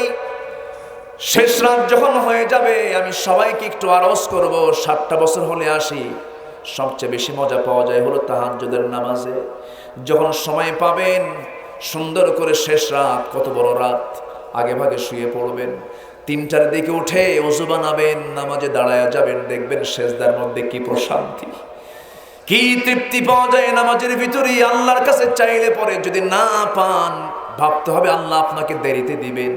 যদি সঙ্গে সঙ্গে পেয়ে যান, এটা আপনার জন্য রহমত। আর দুনিয়াতে যদি নাই পান, আল্লাহ তাআলা আখিরাতে আপনার জন্য জমা রেখে দিয়েছে, কোনো সমস্যা নাই। কিছুক্ষণ আছি দুনিয়াতে, কিছুক্ষণ, বেশি সময় না, কিছুক্ষণ আছি দুনিয়া থেকে বিদায় নিয়ে যাব। ভাইরে, আমল নামাগুলো ডান হাতে নিয়ে যেতে হবে, আমল নামাগুলো নষ্ট করা যাবে না। আমাদের সবচেয়ে বড় চ্যালেঞ্জ হলো বর্তমান দুনিয়াতে গুনাহমুক্ত থাকা, পাপের কাজ থেকে নিজেকে বিরত রাখা, পাপের কাজে না যাওয়া। আপনার সুবহানাল্লাহ কয়েকবার বলা বাদ থাকলো, জিকির আজগার কিছু বাদ থাকলো, যতটুকু আপনার জন্য ক্ষতি হবে তার চাইতে বেশি ক্ষতি হবে আপনি গুনার দিকে চলে যাওয়া। নিজের জীবন থেকে যতটুকু গুনাহ থেকে নিজেকে পরহেজ রাখা যাবে, এটা আমার আপনার জন্য জান্নাতে যাওয়া সহজ হয়ে যাবে। গুনার দিকে আমরা যাব না। আল্লাহ বলছেন গুনাহ মুক্ত জীবন গড়ো, আমি তোমাকে সম্মানজনক জান্নাত দিয়ে দেব। ইন তাজতানিবু কাবাইরা মা তুনহাউনা আনহু নুকাফির আনকুম সাইয়্যাতিকুম ওয়া নুদখিলকুম মুদখালান কারীমা, সম্মানজনক জান্নাত আমি তোমাকে দিয়ে দেব। ও বান্দা, দুনিয়াতে এই দুনিয়ার জীবনটাকে তুমি মনে করবে সকালে আছো সন্ধ্যায় থাকবে না, সন্ধ্যায় আছো আবার সকালবেলা তুমি থাকবে না। ইদা আসবাহতা ফালা তানতাযিরিল মাসা ওয়া ইদা আমসাইতা ফালা তানতাযিরিস সাবাহ, সকাল পাবে সন্ধ্যার অপেক্ষা করবে না, সন্ধ্যা পাবে সকালের অপেক্ষা করবে না। যখন সুযোগ তুমি হয়তো আল্লাহ তোমাকে নিয়ে চলে যাবেন। এই জন্য জান্নাতটা আমরা কিনতে চাই না বেচতে চাই? বলেন বলেন বলেন, জান্নাত কিনতে চাই না বেচতে চাই? যদি জান্নাতটা কিনতে চাই, দেখেন জান্নাত কেনার জন্য সাহাবীরা কি আকুল ছিলেন, কি ব্যাকুল ছিলেন। আবু দাহদাহ রাদিয়াল্লাহু তাআলা আনহু, নাম কি বলেন? আবু দাহদাহ রাদিয়াল্লাহু তাআলা আনহু। এই সাহাবী কিভাবে জান্নাতটা কেনার জন্য অস্থির হয়ে গেলেন। আবু লুবাবা নামে এক ব্যক্তি, আবু লুবাবা নামে এক ব্যক্তি, তার একটা খেজুর গাছ ছিল। সেই খেজুর গাছ একটা এতিমের জায়গায় তার আবু লুবাবার এরিয়াতে একটা এতিমের গাছের ডাল, খেজুর গাছের কাণ্ডটা তার দিকে চলে গিয়েছিল। এখন সেই খেজুর গাছটা এতিমের যদি হয় খুব ভালো হয়। এতিমটা সে রাসূলের কাছে বলেন, ইয়া রাসূলুল্লাহ, এই গাছটা প্রাচীর দিতে আমার সমস্যা হচ্ছে, এই গাছটা আমার একটু দরকার, কিন্তু গাছটা লুবাবা দেবে নাকি দেখুন তো। রাসূল আবু লুবাবাকে ডাক দিলেন, শোনো এদিকে আসো, এই এতিমের জন্য এই একটা গাছ যদি তুমি দিয়ে দিতে পারো, আমি তোমাকে ওয়াদা করলাম, এতিমের জন্য বলছি, আল্লাহ তোমাকে সুন্দর একটা জান্নাত দিয়ে দিবেন। আবু লুবাবা বলেন, না আমি দেব না, আমি এই গাছ দেব না। এই কথা আবু দাহদাহ রাদিয়াল্লাহু আনহুর কানে যখন চলে গেছে, সঙ্গে সঙ্গে তিনি বলছেন, ইয়া রাসূলুল্লাহ, আপনি কি আমার ক্ষেত্রে ওয়াদাটা করতে পারবেন নাকি? আমি ওই খেজুর গাছটা কিনে নিয়ে আমি এই এতিমকে দিয়ে দেব। হ্যাঁ, তুমি যদি কিনতে পারো, যদি দিতে পারো, আল্লাহ তোমাকে জান্নাত দিয়ে দিবেন তার বিনিময়ে। জোরে বলুন সুবহানাল্লাহ। এবার করলেন কি, আবু দাহদাহ আবু লুবাবাকে বললেন, আবু লুবাবা, এই খেজুর গাছটা নেব আমি, তুমি কি নেবা বলো, তুমি যা চাইবে আমি তাই দেব। সঙ্গে সঙ্গে আবু লুবাবা বলছে, আমি তাও দেব না।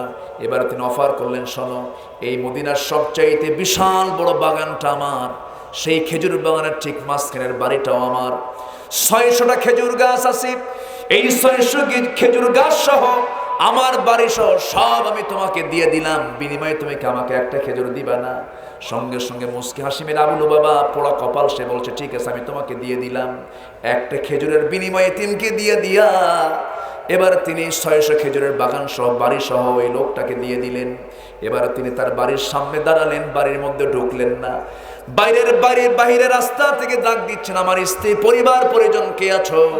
ও তোমরা আমার সন্তানরা বউরা তাড়াতাড়ি ঘর থেকে বের হয়ে আসো, বড় ব্যবসা করেছি আজকে জান্নাতে, বড় ব্যবসা করেছি জান্নাতে, 600 বাগান বাড়ি ঘর সব দিয়া বিশাল বড় জান্নাতের অ্যাপার্টমেন্ট কেনা হয়ে গেছে। জোরে বলুন সুবহানাল্লাহ। আমার ভাইয়েরা, আমার বন্ধুগণ, জান্নাতের জন্য ব্যাকুল হতে হবে, জান্নাতের জন্য পেরেশান হতে হবে। জান্নাতের জন্য সাহাবীরা পেরেশান ছিলেন, সেই পেরেশানি আনতে হবে। আল্লাহ বলছেন, যারা স্যাক্রিফাইস করবে, ঈমান যারা আনবে, হিজরত যারা করবে। নাম্বার 3, ওয়াজাহাদু ফি সাবিলিল্লাহ, আল্লাহর রাস্তায় যারা জিহাদ করবে, জান দিয়া মাল দিয়া। কার কথা? আসতে বলবেন না, কার কথা? সবাই কি জান মাল দিতে রাজি আছেন নাকি? সবাই কি দিতে রাজি আছেন? এখনো জিহাদ আছে না নাই? সুদের বিরুদ্ধে কথা বলেন, মদের বিরুদ্ধে কথা বলেন, জেনার বিরুদ্ধে কথা বলেন, জুয়ার বিরুদ্ধে কথা বলেন, আবু জেল সামনে আছে না নাই? আসতে বলবেন না, আছে না নাই? এই খুলনার চুয়াডাঙ্গার দর্শনায় একটা মদের ফ্যাক্টরিতে গত 1 বছরে 700 কোটি টাকা মদে বিক্রি করে লাভ হয়েছে। আলহামদুলিল্লাহ, নাউজুবিল্লাহ কইছেন। শেষ করে দিই নাকি? শেষ করবো না, আলোচনা শুনবেন এখন? 12টা বাজেছে, বাজুক, চলুক, হুজুর মরুক। আমার হঠাৎ করে, আপনারা তো আমার কাছের মানুষ, 7 বছর হলে আসি, আমার কিছু মাহফিল আছে আপনাদের দোয়ায়। সিরাজগঞ্জে একটা মাহফিল করি 19 বছর। কত বছর? 19 বছর। তো মাহফিল কমিটি বলে, হুজুর আপনি আমৃত্যু। বলো আমৃত্যু মানে মরণ যতক্ষণ না আসে ততক্ষণ আপনার দাওয়াত অটোমেটিক। সেখানে যায়। এখানে মরহুম কালু পাটোয়ারি, তিনি মারা গেছেন, মরহুম মকবুর, আল্লাহ তুমি তাকে জান্নাতুল ফিরদাউসের মেহমান বানাও। কি পরিমাণ যে ভালোবাসতেন। আমি এদিকে আসলে, আমি এখন ভুলে গেছি, উনি নাই তো, আমি ভুলে গেছি। আমি আর এইদিকে একটু কম আসা হয়। মুরব্বী প্রায় প্রায় ফোন দিতেন, একদম ঘন ঘন ফোন দিতেন। শুধু বলতাম যে চাচা আমি আসতেছি। কম্বল কম্বল বের করতেন, শীতকাল কম্বল বের করতেন, ওর মধ্যে আতর দিয়া, বুঝলেন, হুজুর যেন এটা যেন কোনো কষ্ট না পায়, আতর দিয়া ভিজায় রাখতেন। আতরের গন্ধে আমার ঘুম হওয়া কঠিন। কি কথা কি বুঝতেছেন? এত মহব্বত করতেন। কোন আলিমান, আলেম হও, অথবা আলেমের ছাত্র হও, অথবা আলেমকে ভালোবাসো, এটাও তোমার জান্নাতের ওসিলা হতে পারে। আল্লাহ, আমি তো নগণ্য বান্দা, তিনি অত্যন্ত বিনয়ী মানুষ ছিলেন। আল্লাহ তুমি তার কবরটাকে জান্নাতের টুকরা বানায় দাও। যদি বলি আল্লাহুম্মা আমিন। সম্মানিত ভাইয়েরা, আমি শুনেছি আজকের মাহফিলে অনেক মা বোনরা আসছেন। আসছে না? মা বোন আসছে তো নাকি? মোটামুটি অনেক মা বোন আসছে। মা বোনদের জন্য একটু মেসেজ আমি দিতে চাই। মা বোনদের জন্য শর্ট একটা কথা। 14 জন পুরুষের সঙ্গে আপনি দেখা করবেন না, কথা বলবেন না, প্রয়োজনীয় কথা ছাড়া। কয়জন? 14 জন। এই 14 জনকে আপনি, মানে আপনার কাছের মানুষ তারা, এদের সঙ্গে আপনি দেখা করতে পারবেন। কিন্তু এছাড়া পৃথিবীর যে কোনো পরপুরুষ, পর্দা করা কি? আসতে বলবেন না, পর্দা করা কি? এই হুকুম কি মোল্লার না আল্লাহ? মোল্লার না আল্লাহ? যারা বোরকাকে তাবুর মতো, তাবুর সঙ্গে তুলনা দেয়, বোরকাকে যারা টেন্ডের সঙ্গে তুলনা দেয়, বোরকাকে যারা বস্তাবন্দির সঙ্গে তুলনা দেয়, তারা আল্লাহর আয়াতের বিরুদ্ধে কথা বলে। মেয়েদের ঢাকতে বলেছেন কে? আল্লাহ। মেয়েদের ক্ষেত্রে 14 জন পুরুষ, তাদের জন্য দেখা করা জায়েজ। বাবা, মনে রাখবেন, বাবা, ছেলে, ভাই, নানা, দুধ ভাই, মামা, ভাতিজা, ভাগিনা, চাচা 10, দাদা 11, শ্বশুর 12, সৎ ছেলে 13 হলো দুধ ছেলে, 14 হলো মেয়ের জামাই। এই 14 জন পুরুষ মেয়েদের জন্য দেখা করা জায়েজ আছে না নাই? এর মধ্যে আবার ক্লাস আছে। স্বামীর ক্ষেত্রে কোনো আড়াল নাই, স্বামীর ক্ষেত্রে কোনো সতর নাই, কিন্তু বাবার সামনে মাথায় কাপড় দেওয়ার দরকার আছে না নাই? বুকের উপর ওড়না দেওয়া দরকার আছে না নাই? বাবার সামনেও মেয়েদের ওড়না দিতে হয়, আর সেই ওড়না এখন বাইরে পড়তে মেয়েরা পড়ে না। আপনি নামাজ পড়ে কপাল কালো বানাইছেন, হজ করেছেন 14 বার, বউ বোরকা পরে না, উপর করে জাহান্নামে ঢুকাবে আল্লাহ। খেয়াল রাখতে হবে। কষ্ট পাচ্ছেন নাকি? ছেলের ক্ষেত্রে 14 জন মহিলার সঙ্গে তিনি দেখা করতে পারবেন। মা, মেয়ে, বোন, নানি, দুধমা, খালা, ভাতিজি, ভাগিনী, ফুফু, সৎমা, দাদি, শাশুড়ি, দুধমে, ছেলের বউ, এই 14 জনের সঙ্গে দেখা করা জায়েজ আছে না নাই? কিন্তু ছেলের বউয়ের সঙ্গে দেখা করতে গেলে ছেলের বউয়ের অবশ্যই মাথায় কাপড়, বুকে ওড়না, শালীনপূর্ণ পোশাক পরার দরকার আছে না নাই? এমনকি এক সাহাবী বলেন, হুজুর আমার মা যে ঘরে থাকেন সেই ঘরে ঢুকতে কি আমি ছেলেকে অনুমতি লাগবে? রাসূল বলেন, তুমি কি তোমার মাকে উলঙ্গ দেখতে চাও? তোমার মাকে তুমি কি বস্ত্রহীনা দেখতে চাও না? অনুমতি নেওয়া ফরজ। অনুমতি নেওয়া কি ফরজ। ইসলাম যেখানে এতটুকু সতর্ক হতে বলেছে, সেই জায়গায় এক উলঙ্গপনার পরিবেশ আমরা পাচ্ছি না। আমার পরিবারকে জাহান্নাম থেকে বাঁচানোর দরকার আছে না নাই? আছে। পরিবারকে জাহান্নাম থেকে বাঁচানোর সর্বোচ্চ টুকুন চেষ্টা আমরা করব। আল্লাহ তুমি সবাইকে সেই তৌফিক দিয়ে দাও। জোরে বলি আল্লাহুম্মা আমিন। আরো জোরে আল্লাহুম্মা আমিন। যুবকদের জন্য আমি বলেছিলাম কি কয়টা কাজ? যুবকরা অপেক্ষায় আছে, শুনবা? আরো যে 1 ঘন্টা লাগবে, কোন আপত্তি, কোন সমস্যা? জোরে বলি ইনশাআল্লাহ। নাম্বার 1, যে কাজটা করলে তোমার রিজিক ডাবল হবে, তাড়াতাড়ি বিয়ে করো। একবার করছে, কি হয়েছে? একবার করে কি হয়েছে? একবার করলে তো হয়ে গেছে, দুবার করতে গেলে লোড কমে যাবে না বেড়ে যাবে? বেড়ে যাবে। লোড বেশি নেওয়া এত সহজ না, লোড নিতে গেলে ঝামেলা আছে না নাই? আল্লাহ বলছেন ফাওয়াহিদাতান, একটাই যথেষ্ট। কে বলেছেন এটা? ফাইন খিফতুম আল্লা তাআদিলু ফাওয়াহিদাতান, আশঙ্কা যদি করো তাহলে কয়টা যথেষ্ট? একটা। তবে হ্যাঁ, জেনার কাছে যাইও না। আল্লাহ বলছেন তোমরা স্বামীহীন, যার স্বামী নাই এমন নারীকে বিয়ে করো। আর এখনকার যুবকরা কি করে? যার স্বামী আছে ওখানে যে গুদোগুদি করে, নিজেও বিপদে আরেকটা সংসারটাও জাহান্নাম বানায় ফেলে। এগুলো করা যাবে না। এই নোংরামিগুলো বাদ দিয়ে বয়স হয়ে গেলে আব্বা আম্মাকে বলতে হবে আব্বা আমাকে বিয়ে করো। আব্বা আম্মাদেরও বুঝতে হবে কিছু আব্বা আম্মা কিছু বেকুব আছে, আসতে কয় এই আছে না নাই? আচ্ছা, আল্লাহ বলছেন বিয়ে করো, আমি তোমাকে ধনী বানায় দেব। আমি চ্যালেঞ্জ দিলাম, এই দেশে যত মিলিয়নার বিলিয়নার আছে, যত কোটিপতি আছে, যত গ্রুপের মালিক যারা আছে, গ্রুপের মালিক 1000 কোটি টাকার মালিক যারা এই ধরনের ধনী যারা আছে, তারা সব ধনী হয়েছে বিয়ের আগে না, সব বিয়ের পর। আমি চ্যালেঞ্জ দিলাম, যান দেখেন, খোঁজ নেন। আচ্ছা, আমার নবী মুহাম্মদ সাল্লাল্লাহু, তিনি যে বিয়ে করেছেন তার বাপও নাই মাও নাই, চাচা তাও রাসূল।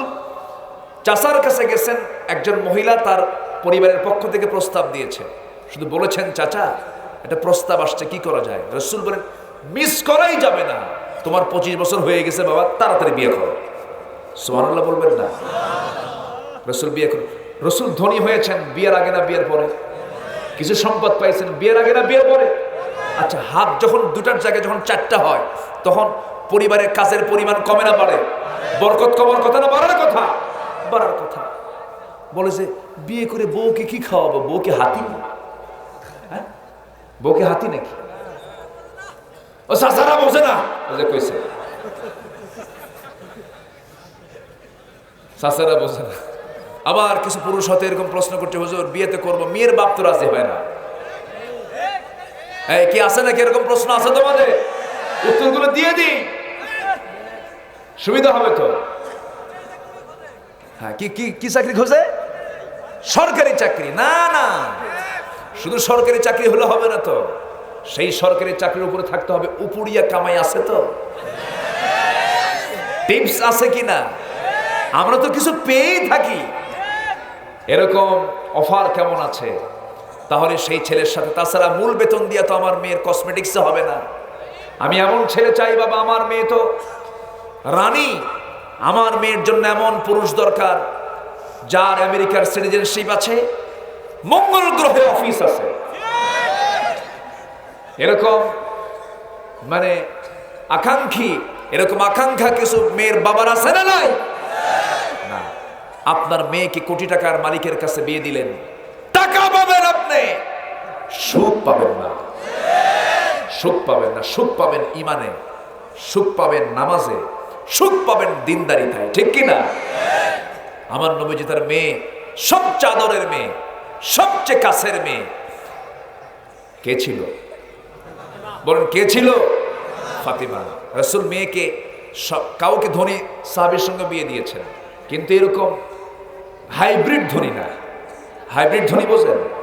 বিগত কয়েক বছরে এই দেশ থেকে 14 থেকে 16 লক্ষ কোটি টাকা দেশ থেকে পাচার করলো কোন ফেরেশতারা? ওই ফেরেশতারাই হলো হাইব্রিড ধনী। কি কথা কি বুঝতেছেন?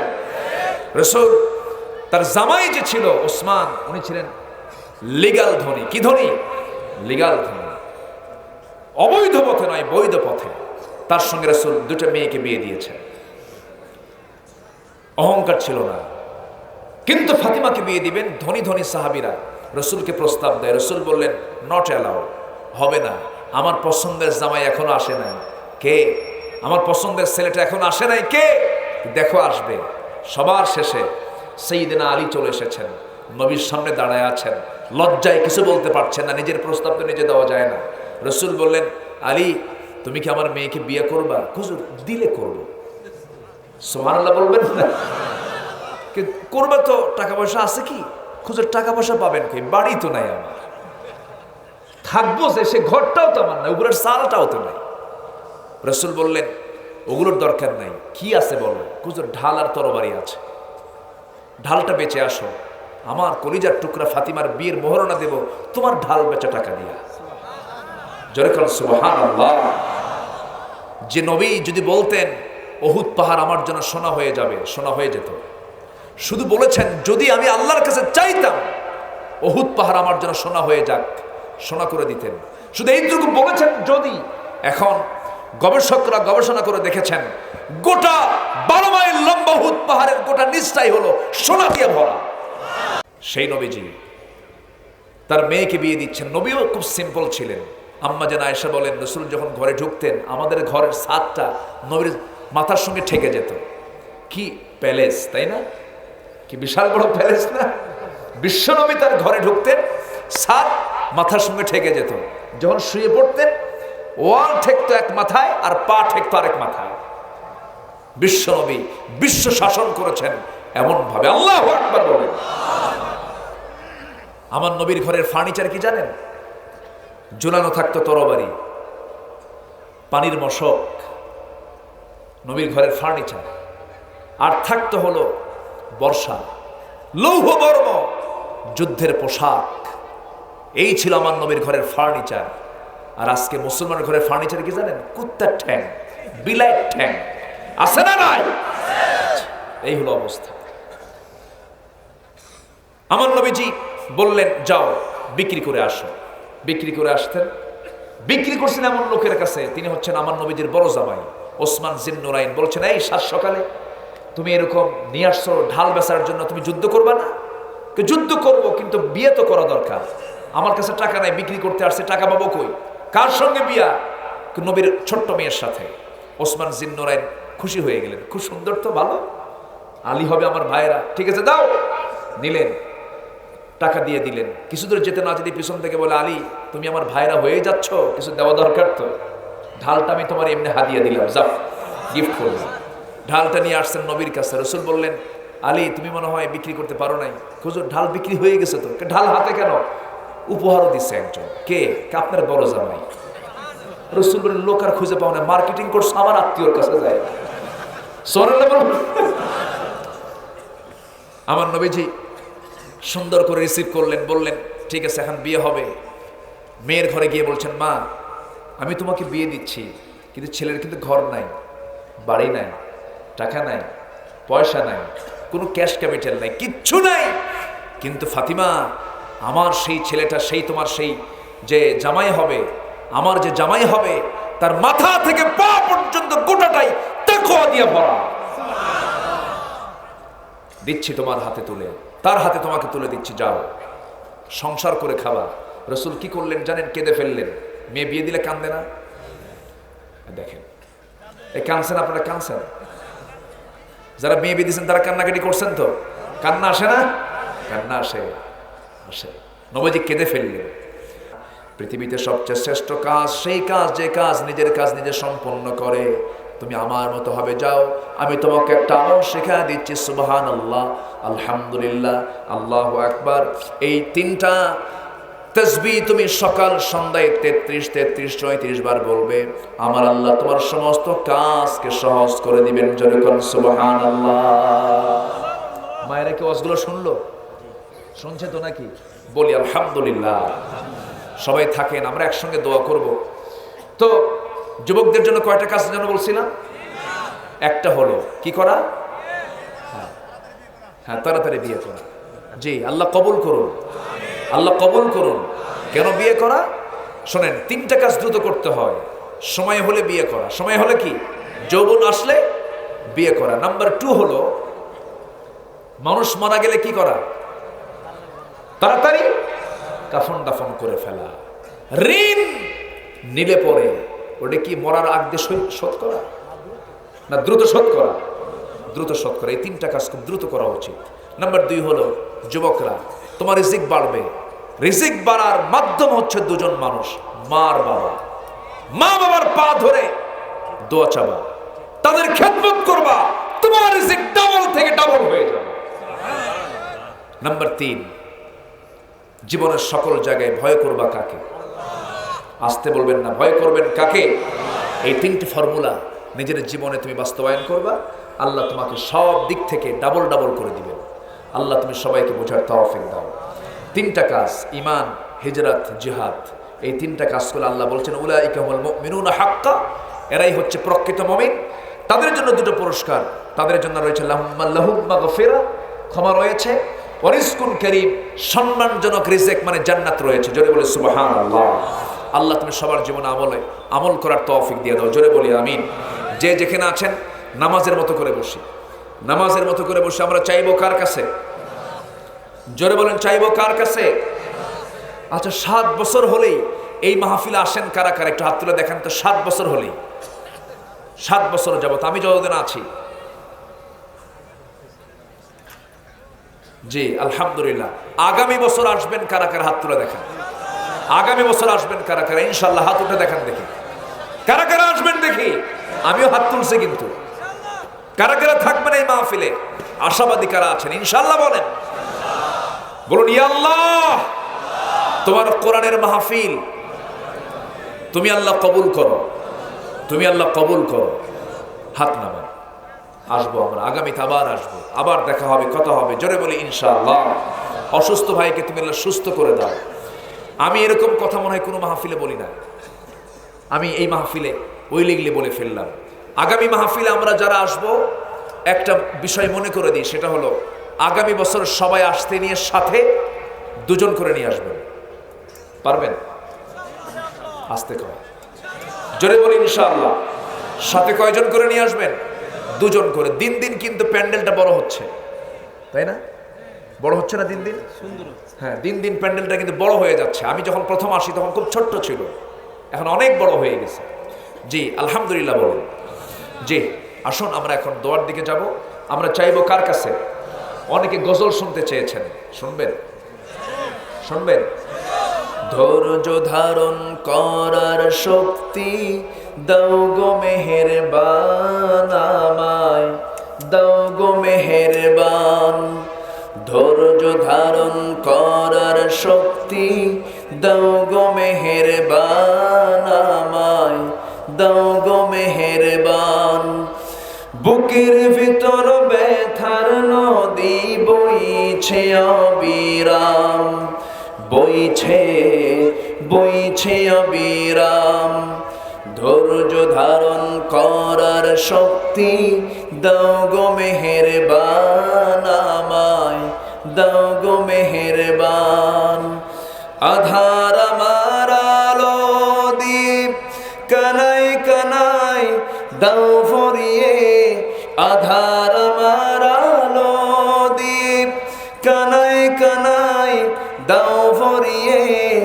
অন্তর জোড়ে দাও গো প্রভু, অন্তর জোড়ে দাও গো প্রভু।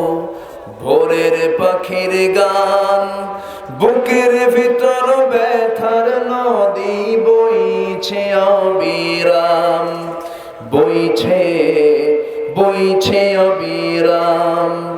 ধৈর্য ধারণ করার শক্তি দাও গো মেহেরবান, আমায় দাও গো মেহেরবান। বুকের ভিতর ব্যথার নদী বইছে অবিরাম, বইছে বইছে অবিরাম। সবাই বলুন, ধৈর্য ধারণ করার শক্তি দাও গো মেহেরবান, আমায় দাও গো মেহেরবান।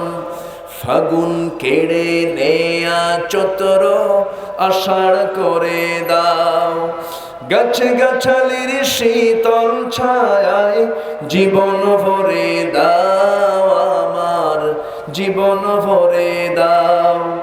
আমার ধুধু মরুর দেশে দাও গো জোয়ার ভাটার শেষে, আমার ধুধু মরুর দেশে দাও গো জোয়ার ভাটার শেষে পারাবারের বাউরে বাতাস আমায় করো দান। বুকের ভেতর ব্যথার নদী বইছে অবিরাম, বইছে বইছে অবিরাম। ধৈর্য ধারণ করার শক্তি দাও গো মেহেরবান আমায়, দাও গো মেহেরবান।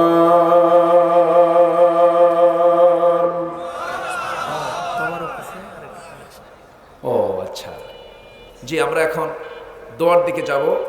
তাবারকের ব্যবস্থা আছে না? জি তাই শুধু দাওয়াত তো শুধু মাহফিলের না, তো তারা তাবারকের ব্যবস্থাও করেছেন। বলি আলহামদুলিল্লাহ। নিয়ে যাবেন না সবাই? নিয়ে যাবেন না?